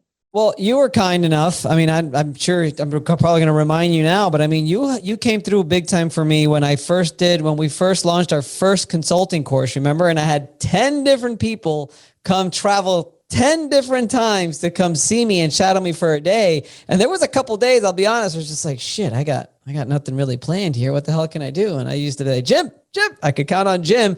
Jim would meet me and the consultee, or whoever it was that came. He would meet us for lunch or meet us for coffee, and he would do this thing right here that he's doing right now. And I always wanted. I'm forever grateful for that. And I just want to thank you for that too, because that was pretty cool. Every single time, it was 10 different times you had to go out of your busy day to just meet with us. At least you were meeting a new public adjuster, so it sort of benefits everybody. But it was really cool because again, it was just a good opportunity for that new upcoming public adjuster to meet somebody of your knowledge and expertise that you could just train him a little bit while I was trying to do my training as well. So it's pretty cool. I just think it's I'm blessed to be in a position where I want to be able to educate people and just tell people how it is, man. I mean, that at the end of the day, people just want you to be real. And you and I can do the jargon and we do the lingo and you go and talk shop and stuff. But at the end of the day, especially when new guys come in and say, look, not everyone practices law like Derek and I do. Not everyone's going in there. I mean, Derek hasn't cut his hair in like 2 years and he walks around and settles cases wearing Miami Heat jersey. I'm pretty sure he doesn't even own any suits anymore. But he settled his 425th case yesterday in 2021. So, I mean, if I tell you about the exponential growth and volume, there's a reason he's getting those cases done. I still That's awesome. Too, but what's neat about that is like going and talk to these guys and say, look, go talk to other attorneys. People have different styles. I think ours is pretty effective. I like the fact that when people call us, they'll say, you guys are not like any other lawyers we know. And I said, that's very interesting. because most attorneys, there's a stereotype. They're stuffy. They can't talk to anybody. They're going to speak in, I had the case ab initio, and then here's the forthcoming, all this bullshit that at the end of the day, doesn't matter. If I didn't know my stuff, I wouldn't be sitting on this podcast with you, right? And so you have to know that stuff, but then, hey, put that to the side. How is it that we help people? It's like public adjusters, and that's why you just got to be real with people. In fact, some of my best clients, and I'm not going to name them, it's all public record, but I've actually become really good friends with the clients that you've referred me because you guys are just real. You know your stuff to the point that when Vince sends me a client, and then my client says, hey, can I take you and your wife to Burns? They're not pissed. I mean, if they were mad at me, they'd be calling me to go to Applebee's. And why wasn't I invited? Damn it. Oh, yeah, you were. You just didn't pick your phone up, Vince. What? I'm just kidding. Look, man, move on to the next question. I'm not going to talk about why you weren't invited to Burns. I'll get you there. Damn. I think you owe me a dinner at Burns anyway. I think you so. Maybe, I don't know. Maybe it was someone else. Those same clients also had Stanley Cup tickets for the Lightning. I forgot to invite you to that as well. Son of a bitch. Listen, man, okay. If the Rays go to the World Series, I'll get you there. I'll say, can we have Vince tag along? He's a nice guy. Come on. I want to tag along. He's better looking than me. You're a better wingman anyway, so he might as well, get you out of the house, get you from behind that microphone, come out, hang out with people. But honestly, the reason they like that is because when you go talk to them and they're a policyholder and they have a water backup, all they know is my shit's broken. I got to freaking fix it. They don't care about anything else. I mean, they ask you later, but no. So you learning how to talk to people. People don't realize I'm really socially awkward, man. I know you probably don't realize it, but I'm really I'm just, I don't know. That's why the meetups and stuff, they take a lot out of me. At that Dave & Buster's, I got some video on my phone because I showed Kellyanne. I was like, you want to see a man on stage? Look at this guy. So I wouldn't buy it, but if not, then you're doing a pretty damn good job. I mean, it's like me, I jokingly told a defense lawyer, I said, look, I'm not the most attractive attorney. I'm not the smartest attorney. But I guarantee you, I'm going to whoop your ass in front of that jury because when I have someone laughing at my jokes and then you're going to sit there and you're going to ask questions and I'm going to go in there and say, look, who here owns a house? Okay. It's like that little game. That's like that kid's game of guess who, or, hey, who here owns a house? Cool. Hi, cool. Who here owns an insurance company? Oh, you do? Okay, great. Have a good day. All right. That guy's gone. So now that he's gone, who here thinks that insurance company should pay after a hurricane? Okay, great. This is going to be fine. This is going to be a jury. Who here's ever had a claim with an insurance company? You have? Hey, they pay your claim? They did? Great. Why don't you hang out with us for the next 3 days in jury trial? And you're going to hear about how they didn't get paid. Are you serious? You want me to go and have those conversations? And that's before the trial even starts, man. And so then when the defense attorney, I get done with that stuff, and I'll be like, all right, man, it's your turn. Mic drop. Go. What are you going to ask them? Who here believes that, I don't even know. I don't even know what a defense. They would probably ask something about who here thinks that marring, which first of all, most corporate representatives don't know what marring is. It's not defined in any policy, but I've seen denial letters for it. So that's bullshit. So when they go to the jury and say, well, who here thinks that marring is something that should preclude us from having to pay up? Nah, man, I'd like to see it again. I haven't been to trial in 6 years. I've been to trial in other cases. And I tried a shit ton of cases when I was a prosecutor. So what was really funny is I had some defense lawyer call me. They're a year out of law school, right? They graduated during COVID. And this defense lawyer calls me and is trying to say some pompous bullshit and says, hey, we were talking about trial and talking to people. And so I had this kid. Well, I mean, he's a year out of law school. He's an adult technically because I'm more of a kid, I think, or my wife would say I'm a grown-up child. But I have this kid call me. And he says, my client wants me to let you know that we're trying this case. And I said, that's cute. You're not trying shit. You graduated law school on a computer. Have you been in front of a jury? No. Okay. Well, let me tell you how this is going to play out. You go tell your client that they're going to be paying $20,000 extra in defense costs and $30,000 extra in fees because they open up coverage on this roof. Now, I can sparkle that up and put sprinkles on it and use some legal terms, but that's what you're going to go tell them. Oh, and by the way, the partner that told you to say that is in my fantasy football league. Tell him to text me. The case settled. So I get it. But that's why it's interesting when you go to court. I tell public adjusters, look, build yourself a network of good lawyers. Build yourself a network of good public adjusters, right? I mean, shit, Vince, you were doing a case for me that was referred to by another public adjuster, but we need an appraiser. because there's a state. Listen to this shit. I was having a conversation with the umpire, does some State Farm work, and he's also. But again, if you're going to lunch with the umpire and they're hanging out with the judges, that's not a bad thing, right? It may not help, but it doesn't hurt. But what was interesting is, and we were talking about the whole new, State Farm invokes appraisal, public adjuster. You have some, you have a financial interest because you have this estimate, so you can't be the appraiser. You're unbiased. You're biased.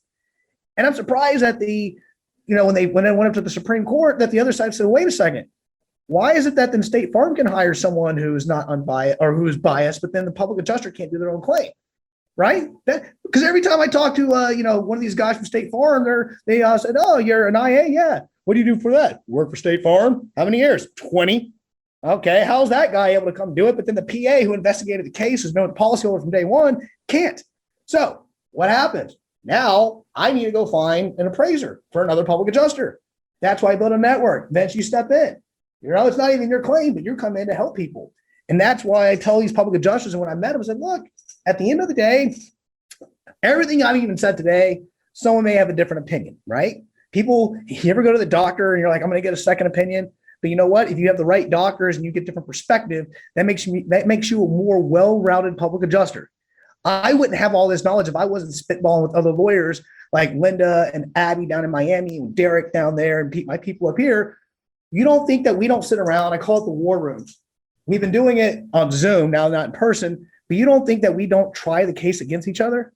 I play the role of the carrier. I'm like, Derek, you play the role of the policyholder. I'm going to play the role of the carrier. And then we're going to switch. War games, man. That's what this is.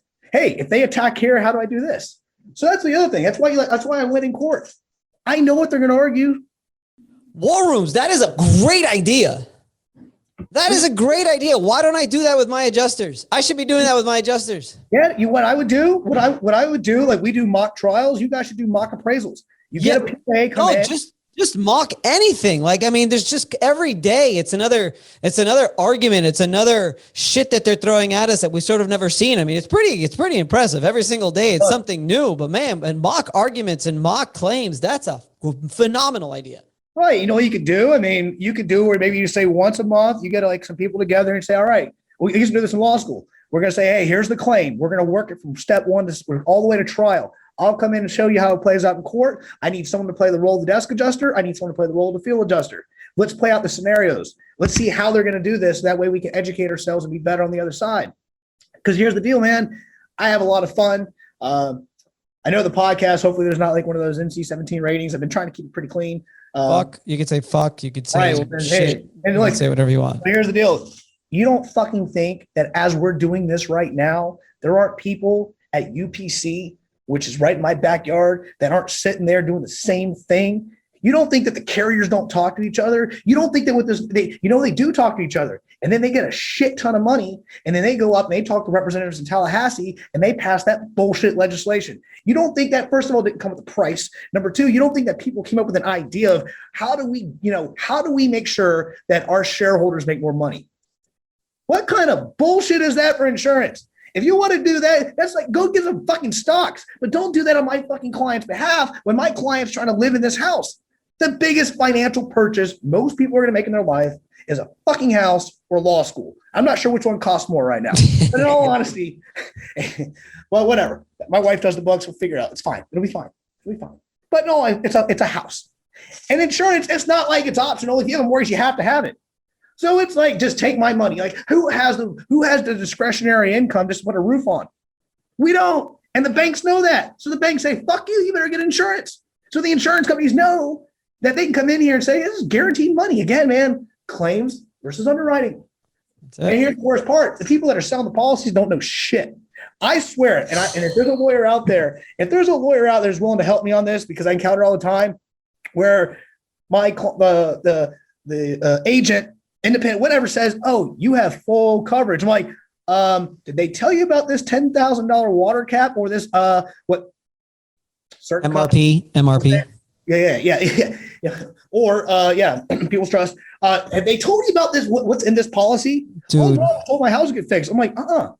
So So when I started this thing, right, I told myself I was going to be, very like politically correct and not say anything. I don't name any insurance companies. I don't really bash anything. I just sort of basically talk what it is what we deal with on a daily basis. But I told myself recently, there's two things that I'm going to start attacking. Number one, I'm going to start attacking one of the probably it's a big referral source for me, but roofing contractors and other contractors, like, why are you guys handling the claims so much? Like, you should be going out there, finding new work, getting your sales guys out there, doing the actual job, what you're supposed to do. Let a public adjuster handle the claim from A to Z, because what I end up getting from a lot of roofing contractors, and I love you guys that refer me, obviously, but a lot of the claims that I get are denials.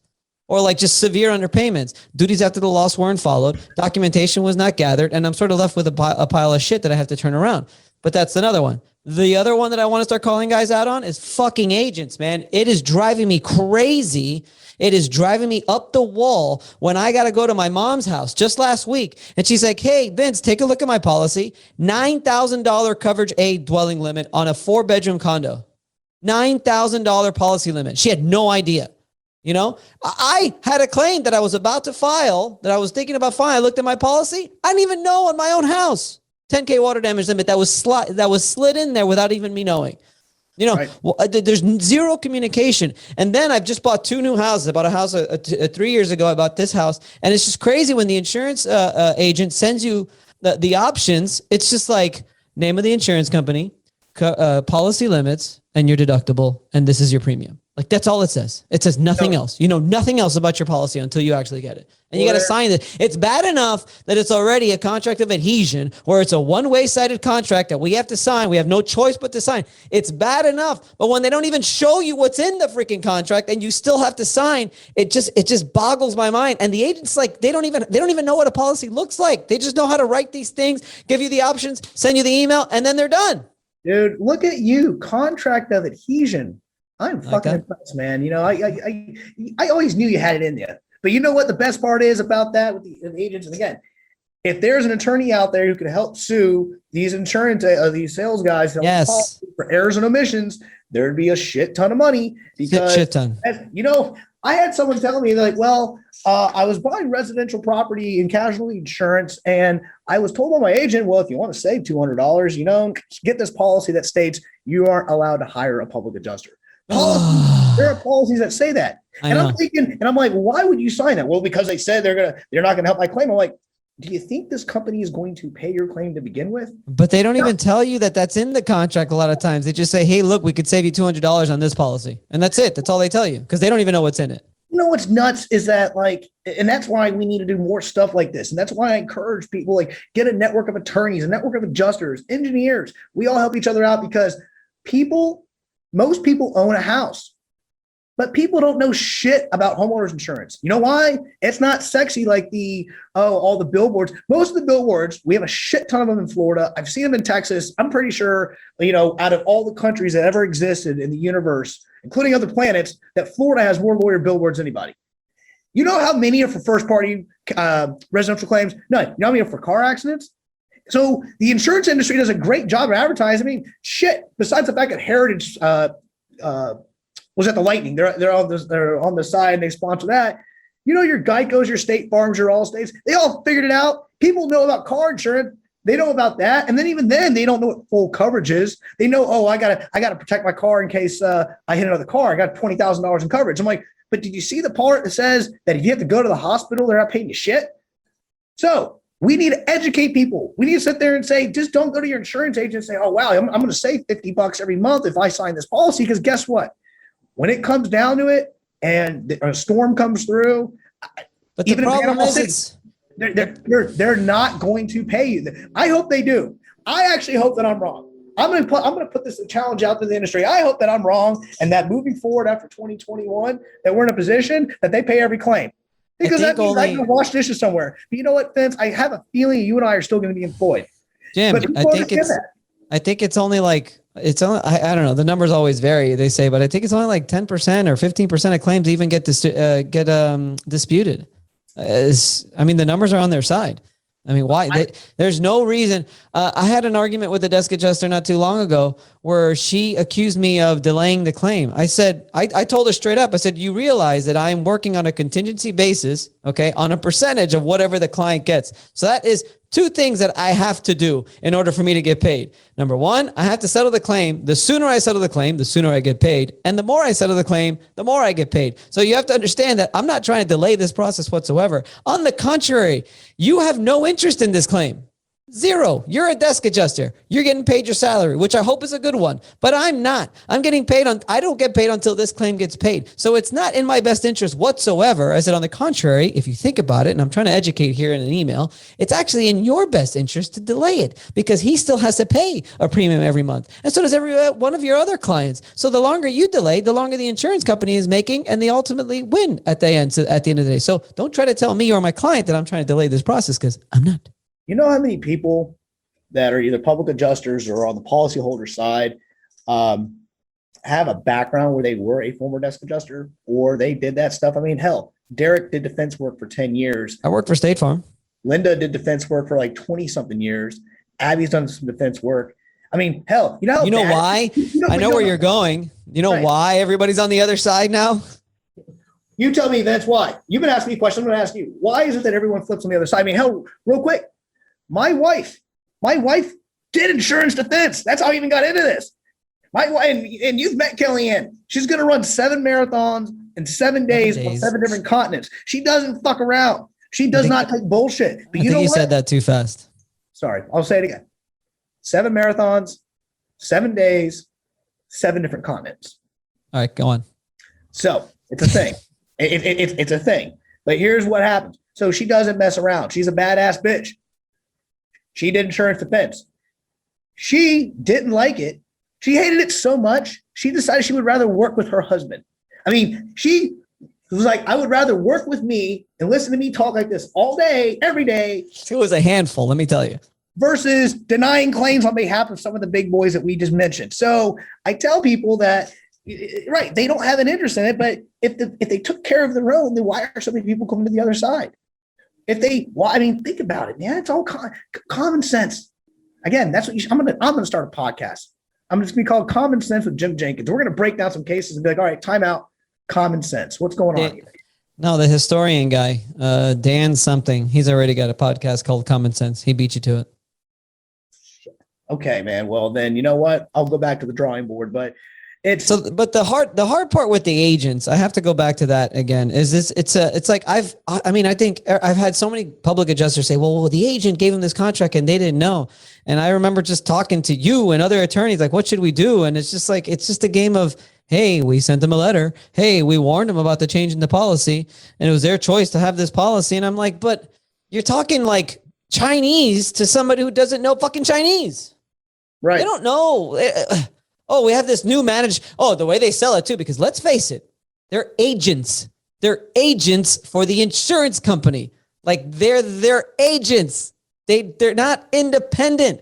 They are on the insurance company side, people. Well, so the more they sell, the more the insurance company makes. So when they sell you the beautiful, amazing managed repair program where we're going to send you our professional estimates to do all the work for you so that you don't have to go out and find your own experts, and we're going to pay you for that. And we're going to put the estimate together. We're going to send our people and you don't have to pay anything except your deductible. It's going to be a lovely process and you're just going to love the whole thing. That's how the agent sells it. And of course they buy. Oh, and then on top of that, if you do decide to choose this wonderful managed repair program that we have, that we're going to offer you all of our people to do all of the work, you're going to save this much money on your policy. Now you don't have to pay $500 that you were paying all year last year. I'm not going to name names, but until recently, the largest first party settlement that I'd ever had involved that little managed repair thing where the client, who was a friend of mine and had a public adjuster from South Florida who had an estimate for about $119,000 and was telling him to go somewhere else. But she knew me. I said, yeah, I can help you out. So I don't even have a relationship with this PA. But in this scenario, the company sent out a managed repair roofing contractor who went out to my client's house and made the situation so bad that the roof caved in. The roof hadn't caved in, but as a result of the insurance company's own contractor, the roof caved in. And I have a video of my client's 6-month-old in their crib and you see like nails in the front yard and you see like what it looked like it was bad. And the company said, go fuck yourself. I said, okay, great. We'll see how this plays out. And on the verge of trial, the company filed what's called a proposal for settlement. We're not going to get into that because that's going away as July 1st. But basically, there's a strategy that the insurance companies, if they offer you a fair amount of money and a jury agrees with a certain percentage, the policyholder could be on the hook for fees and costs. So usually they'll give me $500. I'm like, dude, I'm going to beat $500. You're just being offensive. Well, on this case, 2 days before trial, I get a proposal for settlement for $145,000 exclusive of attorney fees. And so the PA estimate was 119. Why they do 145? Well, it's probably because that's what my client paid for the house when she bought it. So managed repair, like that's, and there's probably some of them that are probably decent contractors, but on that certain situation, there was one where they made the situation worse. And that's why I was going to argue in trial. I'm like, the only reason we're here is because of their people. Like my client, all they did was pay for coverage. And this is where their 2-year-old, and here's the video. I was like, when this 2-year-old's running around and you can see the sun coming through the ceiling that used to be there. I said, I don't know what a jury is going to think. I like these facts. You guys might want to settle this case. You know who hates MRPs as much as the clients or as much as public adjusters? The independent adjusters, not but the adjusters that have to continue to deal with the claim after they finally pay it. They continue. You realize that, right? They have to stay as the middleman between the contractor and the insured. I've had conversations with they're just like, I fucking hate it. I hate it. It's like the claim never goes away. Yeah. I mean, there's a lot of things that work out in theory, but then they get abused and then it gets really bad. And for example, managed repair. Ideally, this is great because it's going to be a real number. I'm not going to have to go find my own contractor. You're going to hire somebody and that's the coverage. You're going to put me back in the position to make me whole before this incident occurred. It gets fucked up. Ideally, the statute, okay, well, great. Well, if we have this notice of intent and we know they're going to sue us and then they give us the estimate, then we'll just pay it early on. Great. In theory, that's great. But listen, man, you and I are real people, right? There's a lot of shit in theory you learn in school, and then you get out on the streets, you're like, wow, shit, that didn't play out, right? So again, that's why people need us, me, you, other lawyers, other adjusters that can come in here and say, look, I know what it says in writing, but let me tell you how this shit's going to be played out. And legally, the way I describe it is, here's how the carrier is going to manipulate this.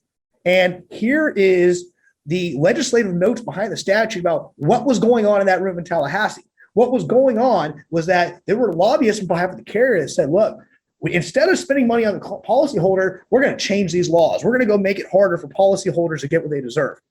And that's why it's also important that we need a lobby. That's why your meetups is cool. People talk shop. But at the end of the day, the reason I'm talking with other lawyers is that there's organizations like FAPIA. There's organizations where plaintiffs' attorneys are getting together and say, well, look, we need a lobby too. We need to make sure that we have people in Tallahassee that understands what's it like if your house gets hit by a hurricane. And that's the best part. My favorite thing about what I'm doing right now is that I have law enforcement officers as clients. I have judges as clients. I have people that will call and they'll say, hey, can you just tell it to me and be real? Because that's the thing. Desk adjusters, they don't go to the house. I was in a deposition with a desk adjuster. I said, hey, how many kids does my client have? Oh, you would know that if you went to the house and you saw the flame. You didn't even go there. You know how many times a field adjuster will tell my client, oh, we're going to pay for this. And all of a sudden a letter comes here. I love those cases. But what's interesting about that is that the way that insurance companies work, based upon my experience, maybe someone has a different experience, the claim, they don't know you from Adam. They never see what you look like. It's all a numbers game. Vince Perry, you aren't Vince. You are claim number F9-04567 with State Farm. That's who you are. And I'm going to look at it financially, and I'm going to look at this estimate from the field adjuster. And this, I don't make this shit up. I wish I was creative enough to make this shit up. This stuff comes out in deposition where I'll sit there and the field adjuster said, oh yeah, I told them the roof was covered. I said there's 27% of that roof is damaged and they don't even make those tiles. I was like, oh yeah, they're Venezuelan tiles. Like, when's the next time we're going to Venezuela? You're going to fly down to Caracas right now? bullshit. You're not going to go, you know what's going on in Venezuela? They're going to replace this whole roof, whatever. So the desk adjuster, I'll get all of a sudden this desk adjuster estimate and say, well, wait a second, where's that conversation there? Well, what conversation? I'm like, oh, you magically didn't have it because you know what? When they get sued and I call their attorney on the other side, they'll be like, oh, can you send me all your evidence? And I'm like, well, wait a second. The desk adjuster didn't send me that information.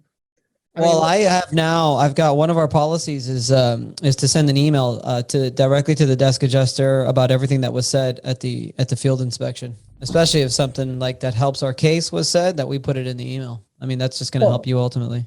Here's the rule of evidence. I forget sometimes I'm a lawyer. I try not to be a lawyer, but I can be a lawyer sometimes. But one of the reasons you need a good public adjuster, and as a policy is that better? Sorry to interrupt you, but is it equal to you in a case just for me to put notes down in my file that this was said, or is it better if we actually send an email to the desk adjuster about what was said?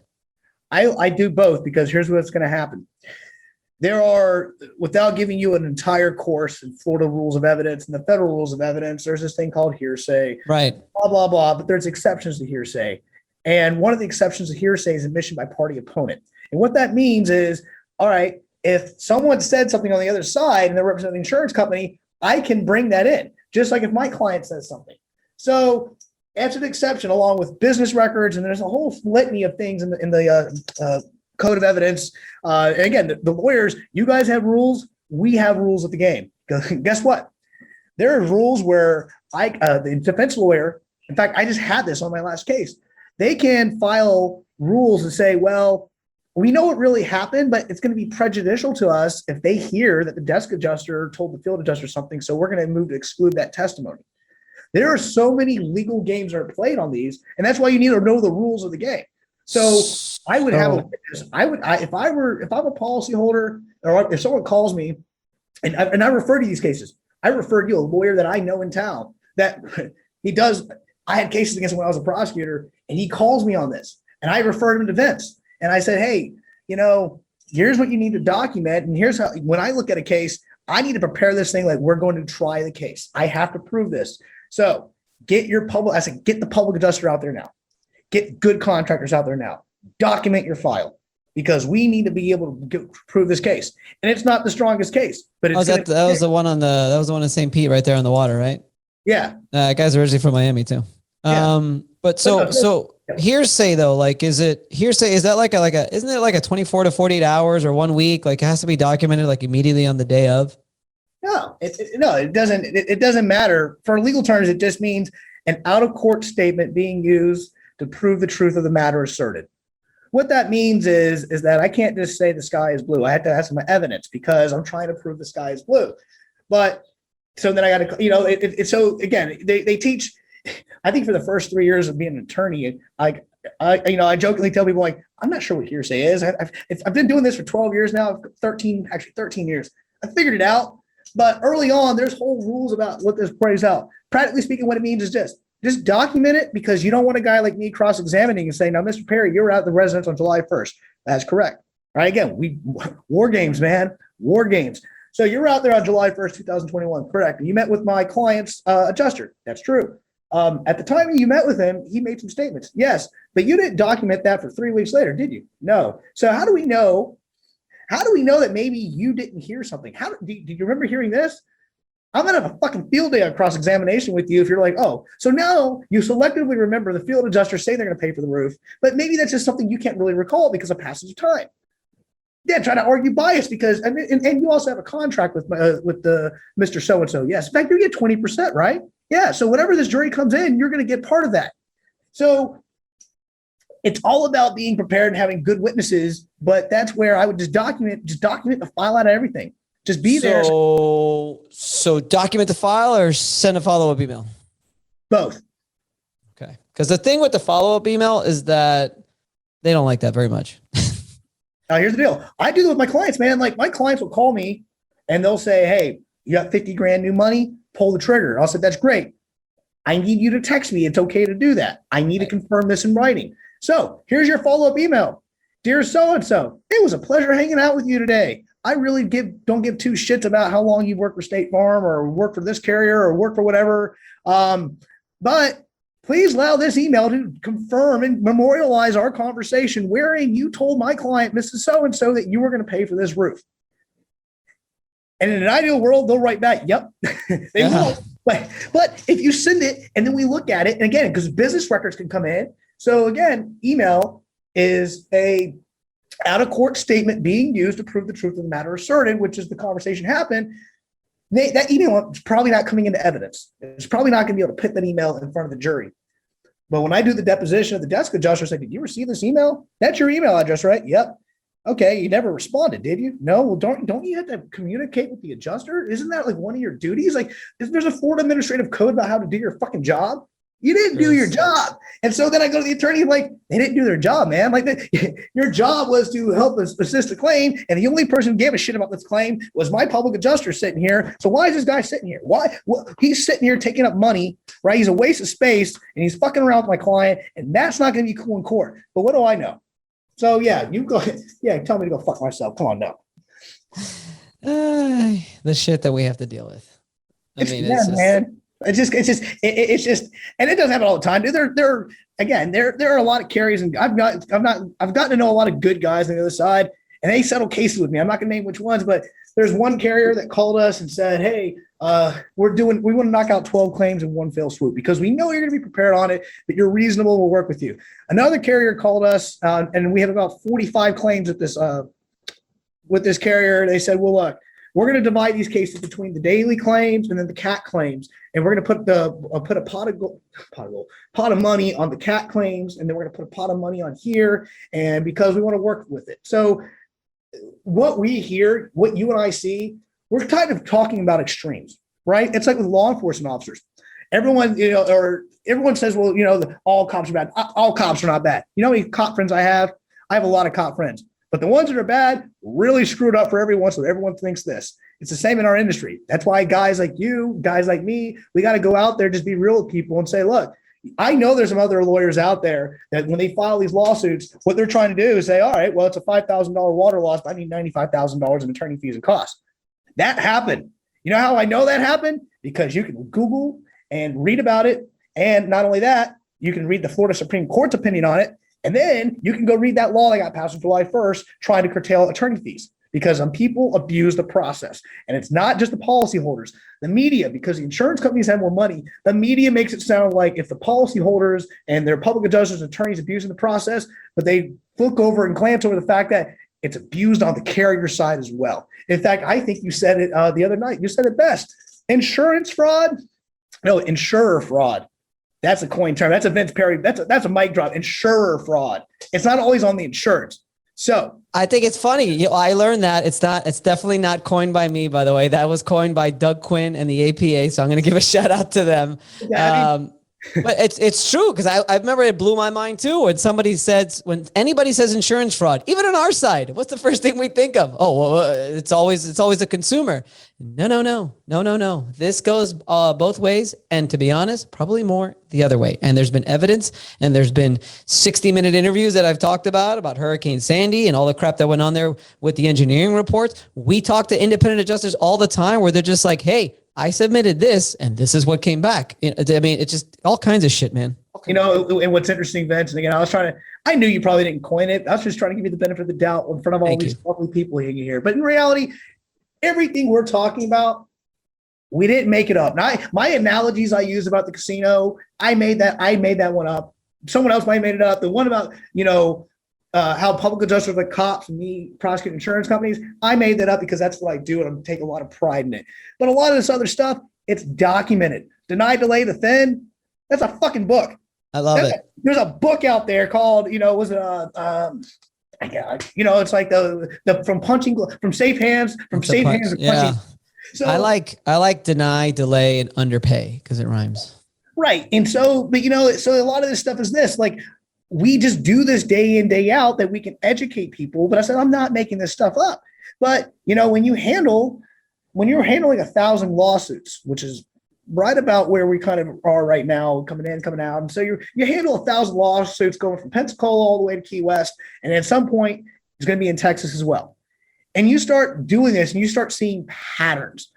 So when my clients ask, well, how long is my lawsuit going to take? And I said, if I had a magic crystal ball, I would have put $100,000 on the Bucks winning, Gronk getting 2 touchdowns in the Super Bowl, and I wouldn't be practicing law. But I like practicing law, and I don't have a magic crystal ball.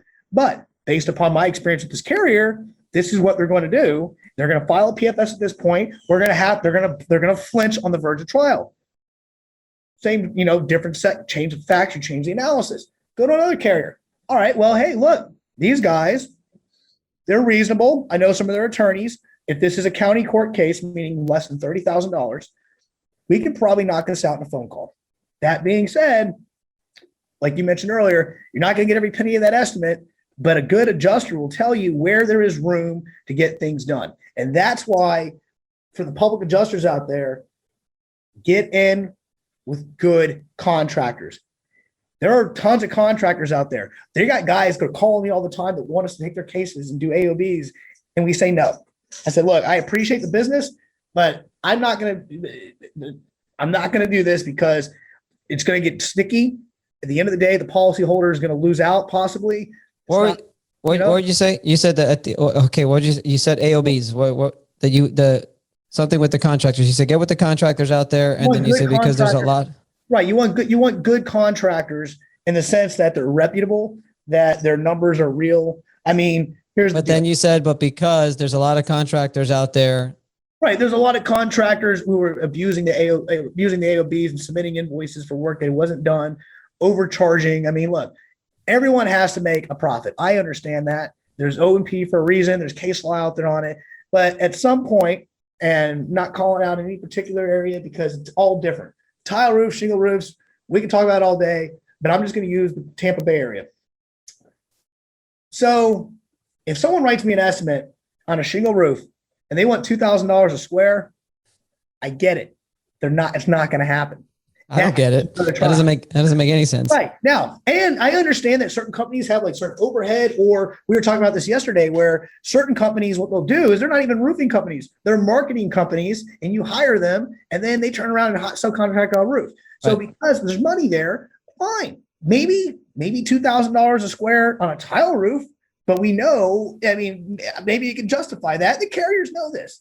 But at the end of the day, if you're a PA, you say, well, look, my estimate is $20,000, but this roof gets done and I get covered at $17,500 all day, every day, that case will settle like that. But you have to have roofers also understand, and I use roofers because that's usually the biggest thing that people think of. I mean, there's whether it's water mitigation, plumbers, whatever, but people that can come in and say, look, here's a number, I can defend it and I can stand behind it. Because what you don't want to have happen, and I almost had this happen on a case, you don't want to have someone sit there on a jury and then the contractor comes in and says, this is $500,000. And the members of the jury say, that's bullshit. Because jury people aren't stupid, man. People have real life. They have common sense. And if you go into an area where you say, well, I know what it costs to put my house together, and my house is about the same price as that house, and they're asking for triple what I got, that's not going to be good. Now, could things be different? A little bit, but when communicating and having good witnesses and people who know what they're doing makes it so that way I go to the other attorney and say, look, here's how this is going to play out in court. This is why you need to pay this amount of money. So the other thing when I was telling some of your PAs, just have the conversation with the policyholder, say, do not marry this number. I have a client right now in South Florida that is married to a PA estimate of approximately $75,000. And the PA would say, look, this is a $45,000 loan, right? But here's the deal. But because my client, because she saw this number, she thinks it's like a lotto ticket. I said, they're not going to pay that. So and they said, well, why is it there? I said, well, the insurance company did under deductible. They just did the opposite end of the spectrum. They came in here because if the estimate was $45,000, the insurance company is going to say, well, that's your top. Now that's your bottom. Make it your top and say, now you got to work down from here. So if we got to get to 45, then if they're at 2,000 and we're at 100, you got to come in higher so he has some negotiating room. Dude, it's like buying a car, man. I said, their sticker price, you're going to, but I will tell you, Jim, they don't play that in Texas. Yeah. Well, good. I'm looking forward. I'm honestly looking forward. Annoying. No, it's annoying is what it is. I like working in Texas. I mean, there's a lot of storms out there, and I've got a great guy out there, by the way. Aaron, shout out to you. He's one of my elite adjusters, and he's out there in the Dallas Fort Worth area. But it's the claims. I went to do the freeze storm over there. We signed a good amount of claims, and man, every single one of them is a headache. Every single one. They're bitching at me about two coats instead of one coat instead of two coats. Continuous texture throughout the house. I mean, line items that are worth $100, a couple $100. They're like, we're not going to include it. It's like, well, why don't we just talk about this? They're just like, no, I'm sorry, unless you could justify your number, every single thing, line item by line item. It's like, come on, give me a break. Yeah, I mean, it's rough out there. What's interesting about Texas, one of the reasons I applied for bar admission is the freeze storm. Well, not only that, but I was in the middle of mediation, and the mediator's she's from Miami, and we're on Zoom, and she sends a message because here's the deal: the insurance adjuster's on one screen, my client's on the other screen, but the lawyers are talking behind the scenes. That's what we do with the mediators. Like if it was in person, we used to all magically go to the kitchen and be like, all right, what's it going to take to get this done? Because my client's married to a number that is not going to really happen. And that desk adjuster thinks that $3,000 is going to get this piece of shit done. That's why I don't go to DFS mediations. You know what they do? DFS mediations, they bring in $2,500 and then you walk out. So it's a waste of time. So Universal's been good though. Oh, I usually don't call out insurance companies. Yeah, Universal, I'm just saying they've been good. My experience has been, I'm just like, nah, and I'm going to sue them because I need to be able to take them in front of a judge. So interestingly enough, we're doing a virtual breakout room where it's the attorney, the mediator, myself, and she sends me a text message because, just to say, hey, this is what I'm going to tell this guy. And it comes from a 508 number. And I said, hey, I thought you were in Miami and you're a Florida lawyer. She's like, I am, but I live in Austin, Texas. I was like, what? She's like, I married a guy in Texas, and right before COVID, I would fly to Miami, stay there for 2 weeks, and then fly back and forth doing mediations. But now I can do everything on Zoom. And so she was the one, and you mentioned the insurance company earlier, so it's the same one, loves using her. She's really good. But she said, Jim, I had 30 freeze claims. Get your license here. I can refer you to people here, and they need help. So that was what I originally started. And then all of a sudden I didn't realize about, well, Vince is around swinging his dick in Texas. I was always like, yeah. And then I meet some other people. Everyone's in Texas. I'm like, dude, I love barbecue and I love margaritas. So it makes sense that if I have adjusters tell me to get there and my team of experts that I rely on day in, day out are already there, then listen, man, I want to jump on that party bus. So and they don't have bad faith complaints. They just have normal complaints. They don't really negotiate much. I mean, I've got really no appraisal process in Texas. I don't like it because I'd have to get another person to do the appraisal, that's okay. But also, a lot of the policies you have to agree on scope initially in order to go to appraisal. So it's like, I got no choice but to go to litigation. So until you get licensed out there. I know. I'm just going to be sitting here on my porch in Florida. But at some point, man, we'll go hang out in San Antonio. I mean, listen, this is completely random, but apparently this is a place right outside San Antonio where for $1,200, you can go drive a tank around and shoot shit. Like it's called these Sherman tanks. And I'm like, I'm going to send it to you. It's called drivetanks.com. I'm not even being paid by them, but if they hear this, I told my wife for my 40th birthday, she's like, what do you want to do? You want to go to Colombia? I was like, yeah, that'd be cool. But also to drive one of these 1945 Russian tanks around in the desert of Texas and blow shit up, that sounds kind of fun too. So again, maybe if there's a storm, I can help those guys. I don't know, but we have options. Vince, you and I, we can't get too much trouble together. But if there's tanks involved, we're probably going to have our respective wives say we're not allowed to go do that. That'll be fun. We can do it. Hey, Jim, yeah. I want you to give a shout out to your wine restaurant, man. Tell me about this new venture you got going on in St. Pete. Yeah, man. So Sauvignon. So the name of the restaurant is Sauvignon. We're a wine locker and American Trattoria. Basically, we have 120 private wine lockers that use for $500 for the year. It's a temperature controlled room. You can buy wine through us around cost. You get invited to special events. You can literally wine and dine clients. I mean, I will say this. I got a couple of my defense lawyer buddies, they want to call, they want to mediate a case, and they're like, hey, can we do it at your restaurant? I said, hell yeah, we can do it at my restaurant.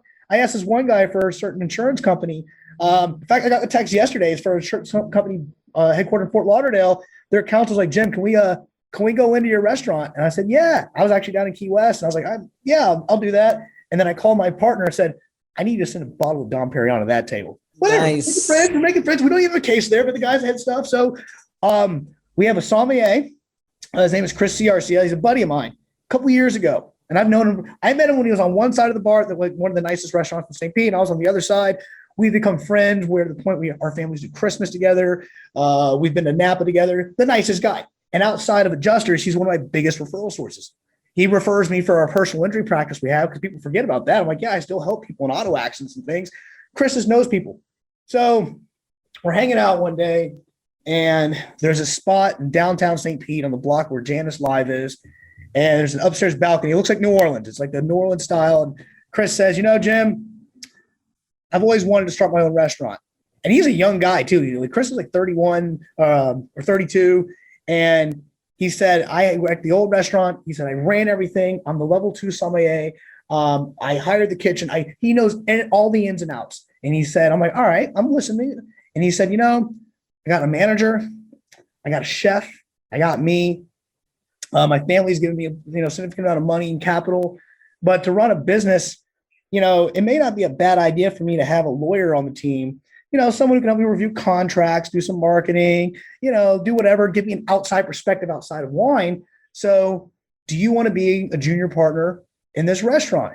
And I said, fuck yeah, I want to be a junior partner in this restaurant.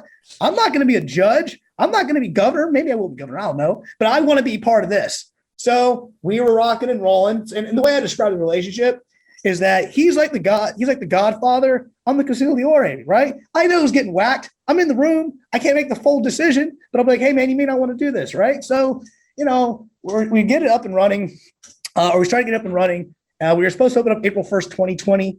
Our plans got delayed. Again, I don't know what happened last year, but that being said, we hired an all-star crew of people. 2 other restaurants shut down. Everyone is on point. I mean, if you go on Google and you just type in Sauvignon St. Pete, you're going to see nothing but reviews by the Tampa Bay Times. Like we're for participating. There's this thing called the Battle of the Bay or the Battle of the Chefs. It's going on next week at the Hard Rock, where there's 5 chefs from Tampa and 5 chefs from St. Pete, and they're going to battle about who has better food, Tampa or St. Pete. We're competing in it.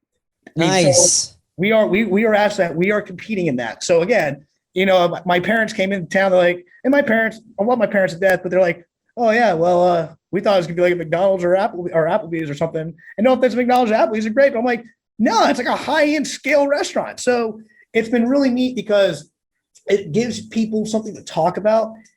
I've been in negotiations where some adjusters give me some bullshit. I'm like, look, time out. You like champagne? What kind of vintage champagne do you like? Let's be real here. If we keep fighting over this, that's time that we could be at the bar right now. I mean, what time is it? It's like 1:50. I mean, it opens in 2 hours, right? So at some point we're going to wrap this up, but hey, we could be at the bar and we could be talking about this. It's a nice restaurant. You get a wine locker. I even told this, defense lawyer. I was like, look, you want to really, you want to get all the cases from a certain carrier and you want to be the guy in Tampa that represents them. And you're a buddy of mine. I need you to get these cases. Just don't become a plaintiff's attorney. Don't compete against me. We have a good one. I need good guys. We need good people on both sides. And that's how insurance is supposed to work. That being said, I know he's going to be busy because this particular carrier denies everything, right? Denies everything. It could be on video. Jim Cantori could be sitting in the front yard of the house during a Cat 7 hurricane, and this carrier's going to be like, no evidence of win on the reported date of loss. So I said, look, man, I need you there. But it'd be really cool if you buy one of these wine lockers, and then you wine and dine all these guys, and then you call me when you're up there, and I'll just stop in. Hey, guys, just saying hi, put a name on the face, maybe see you in trial. Nuh-uh, you're going to settle, but whatever. That kind of stuff, man. So it's been real cool. But it's just it's a business that allows us to hire people. So it's awesome to be able to give people jobs, to get to know people, just to be personable. And me talking to people at the bar is practice for me picking a jury. So I gotta keep my skills fine-tuned, Vince. I gotta make sure I don't lose it.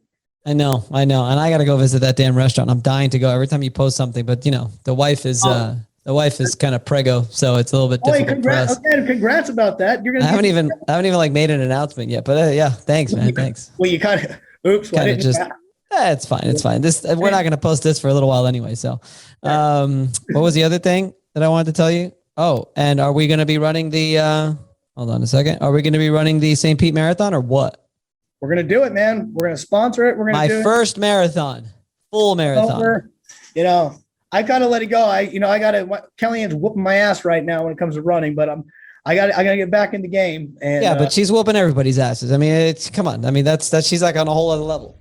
Yeah. You know, it's like, this is the way we're programmed. And what's great about her is I mentioned her because I mentioned earlier, she is an attorney. And I jokingly tell people, they're like, well, we never see her in court. And I said, listen, man, here's the deal. Derek and I, we're the nice guys, right? We're like stepbrothers, like Will Ferrell and the other guy. Like we're here to have some fun and settle this claim. But if we don't settle this claim, my wife has to put a suit on because she's supposed to be running 18 miles and she misses training because of this. Someone's going to bleed. And I don't want that. And you don't want that. And she's the one who represented the big boys. I mean, she knows her shit. Right. She's running the practice. I tell everyone, you think Jenkins Law is named after me? No, it's named after Kellyanne. I just started the shit. Because Kellyanne honestly does our books, does some HR. She's behind the scenes. She is the person that allows me to come have fun with you, allows me to go to court. Because I just talk to people. Again, I mentioned earlier, as a trial lawyer, I'm the guy who brings you your steak and drops off your table. But you know who the chef is? Kellyanne Jenkins.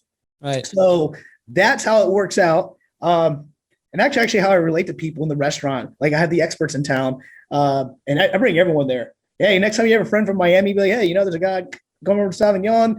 You might throw some Cristal into the mix. Who knows? God, I should have gone, and we ended up going to some other place or whatever. Here's a funny thing. I made a joke with someone, but I made a joke with this one adjuster. I was like, yeah, man, you maybe send me a couple more cases or a couple more claims. I might be able to find something in the back. He's like, you have some off-menu shit? I'm like, of course I have off-menu stuff, man. That's part of the distributor. He's like, what do you mean you're not selling this case of wine? I'm like, yeah, come on, man. He's like, well, send me a couple cases. I'll send you a couple cases. Yeah. He's like, we tell people like there's this wine called Harlan. It's a unique wine, and we get calls now because of Chris. He's such a good somm that we're selling shit that other people can't get. Maybe 2 other restaurants in maybe 3 restaurants in the Tampa area, including Burns and Rococo. And I think maybe Capital Grill can carry this stuff. We get calls on it. And so we get them. We get like maybe 2 or 3 bottles in a shipment, and we get it like once every 6 months or something like that. So you don't get it all the time. And we have it on the menu, but we always say, oh, we have 1 bottle left. We got some in the back. So if your adjuster wants some of this shit, call me. Come on, man. It's you got to have, at the end of the day, man, you got to have some fun with this. Yes. You have to have some fun. You have to relate your policyholder. It's stressful. People, when they come home and their house is damaged and I'm litigating a case because the carrier's not going to settle and I can't just tell the judge to give me a trial date tomorrow, they come home and they're going to look at their damaged roof. They're going to sit there and they're going to stress. And I get these texts all the time. Hey, do you have a good tarping company?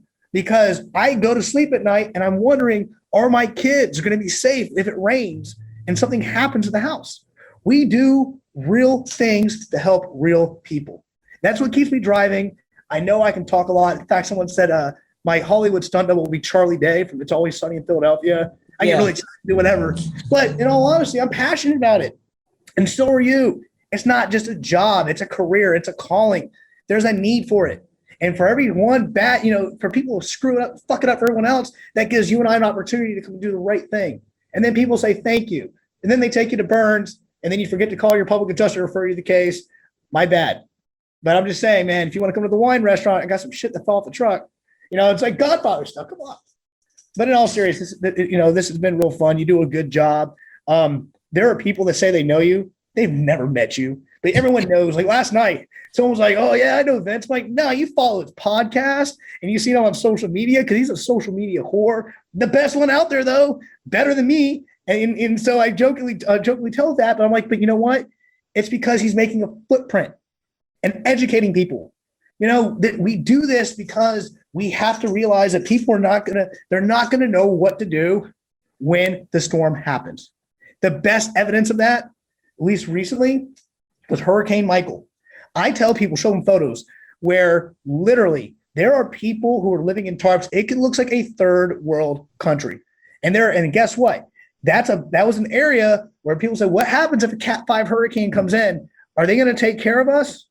Some carriers did. They were forgotten too. The funny thing is that was like just a few months after Puerto Rico got rocked, like 6 months or something like that. And then I think those people in the Panhandle were forgotten. I mean, it was nasty. I went over there. Honestly, I love storms because obviously it's great for business, but storms like that is too much. It's too much. It's brutal. Right. Brutal. In all honesty, it was sad. Like I showed people photos. Like it was this, like I did to bring a little bit of light to the conversation. I was at a site inspection and the carrier is located here in St. Pete. I was here in St. Pete. The defense lawyer was from Pensacola and their expert was from like Tallahassee. So we all come into Bay County and we go to this house. And it was referred to me from someone that's been tailgating with my father-in-law for like 35 years. Again, build a word of mouth practice. So my very first case in Bay County didn't come from a public adjuster. It just came from someone who had said, hey, can you know what you're doing, right? So anyways, I'm at this house and I look at their adjuster and I'll send you a photo if you want to post a photo of it, but literally it looked like a scene out of the Wizard of Oz where the only thing missing was the fucking witch underneath it. Like the house is gone. And I have a letter from the city of Callaway that says the house must be condemned. Like my client's about to get fined because the house is messed up. And I look at the lawyer, and this is my favorite legal argument of all time, man. I look at the lawyer and then I look at her expert, like literally picking up like wood boards to see where the bedroom used to be. Like they're going through like a bomb got dropped off. I look at her, I look back at my witness and their witness, look at her, and I said, are you fucking kidding me? And she looked at me and she's like, yeah, this is probably pretty bad. I said, the roof is in the fucking tree. I have a photo of a roof in a tree. Next day, tender policy limits. Bam. I mean, so that's the thing. But it shouldn't have to get that far. I mean, so it's the thing. It's just really sad. So what's going to happen is this, man. There hasn't been, I mean, what was it? Andrew hit Miami in 92. And then in the summer of 04, 05, I know the state got rocked. A lot. Yeah, they got rocked. And then we had Wilma, Katrina in 05. Right. I mean, so here's the deal. For most people, and it's not all doom and gloom, but for most people, something at some point, if you own a property, living in Florida, something is going to happen to it. If it wasn't going to be that way, then the banks wouldn't require us to have homeowners insurance. So because we know it's not a matter of if something happens to you, Vince, it's when. And when it happens, you need to have the peace of mind that there's guys like you, Vince, and guys like me that know what we're doing to come in and help out. And that's what keeps me doing this every day. And that's why I do it statewide. And that's one of the reasons I hired people in Miami, because I wanted to help people who speak Spanish. And my attorney used to go to Cuban. I love travel. You and I both been to South America. We're very well-versed in other countries and stuff. But you know what? I can't afford on my conscience to know for a fact that there are people who maybe English isn't their first language, and the insurance companies know that. And guess what? Those claims are getting denied. They can't even read the letter, man. And you know what? Again, patterns. Depending on what your last name is or depending on how old you are, shouldn't affect whether your claim is approved or denied. But interestingly enough, I had my own claim with you mentioned the red elephant. I had my own claim, and interestingly enough, a small water loss. I submitted it. I got paid within a week. Here's a couple $1,000s. And I'm like, why? Why did I get paid in a week? Why didn't someone else get paid? Well, they knew. They know. So we have to help people. That's it, man. That's what it's all about. And then if we help enough people, we can go drink some nice wine. There you go. All right, I'm going to leave it at that. Cool. Jim, thank you so much for coming on. As always, you are a rock star. A rocket ship is what you are. I knew I'd get you going. Doesn't take much to get you going. Are we still recording?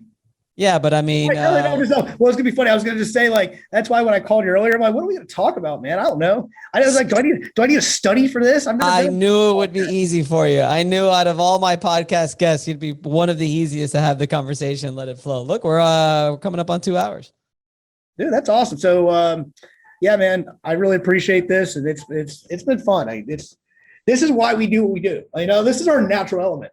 I mean, I can be in a courtroom, but like this is this is how we take something that can be pretty boring and be like, look, we're going to spice it up. It's not boring. That's the thing is people think it's boring, but it's not boring. Yeah, it's not. But you know, what's interesting is like, but it's something that's practical. Like you and I do this every day, and I have people that call me. I have other lawyers. I have judges that call me like, hey, I might be able to get a guy and walk him on a murder case, or I might be able to have a multi-million-dollar personal injury settlement, but I can't fix a roof.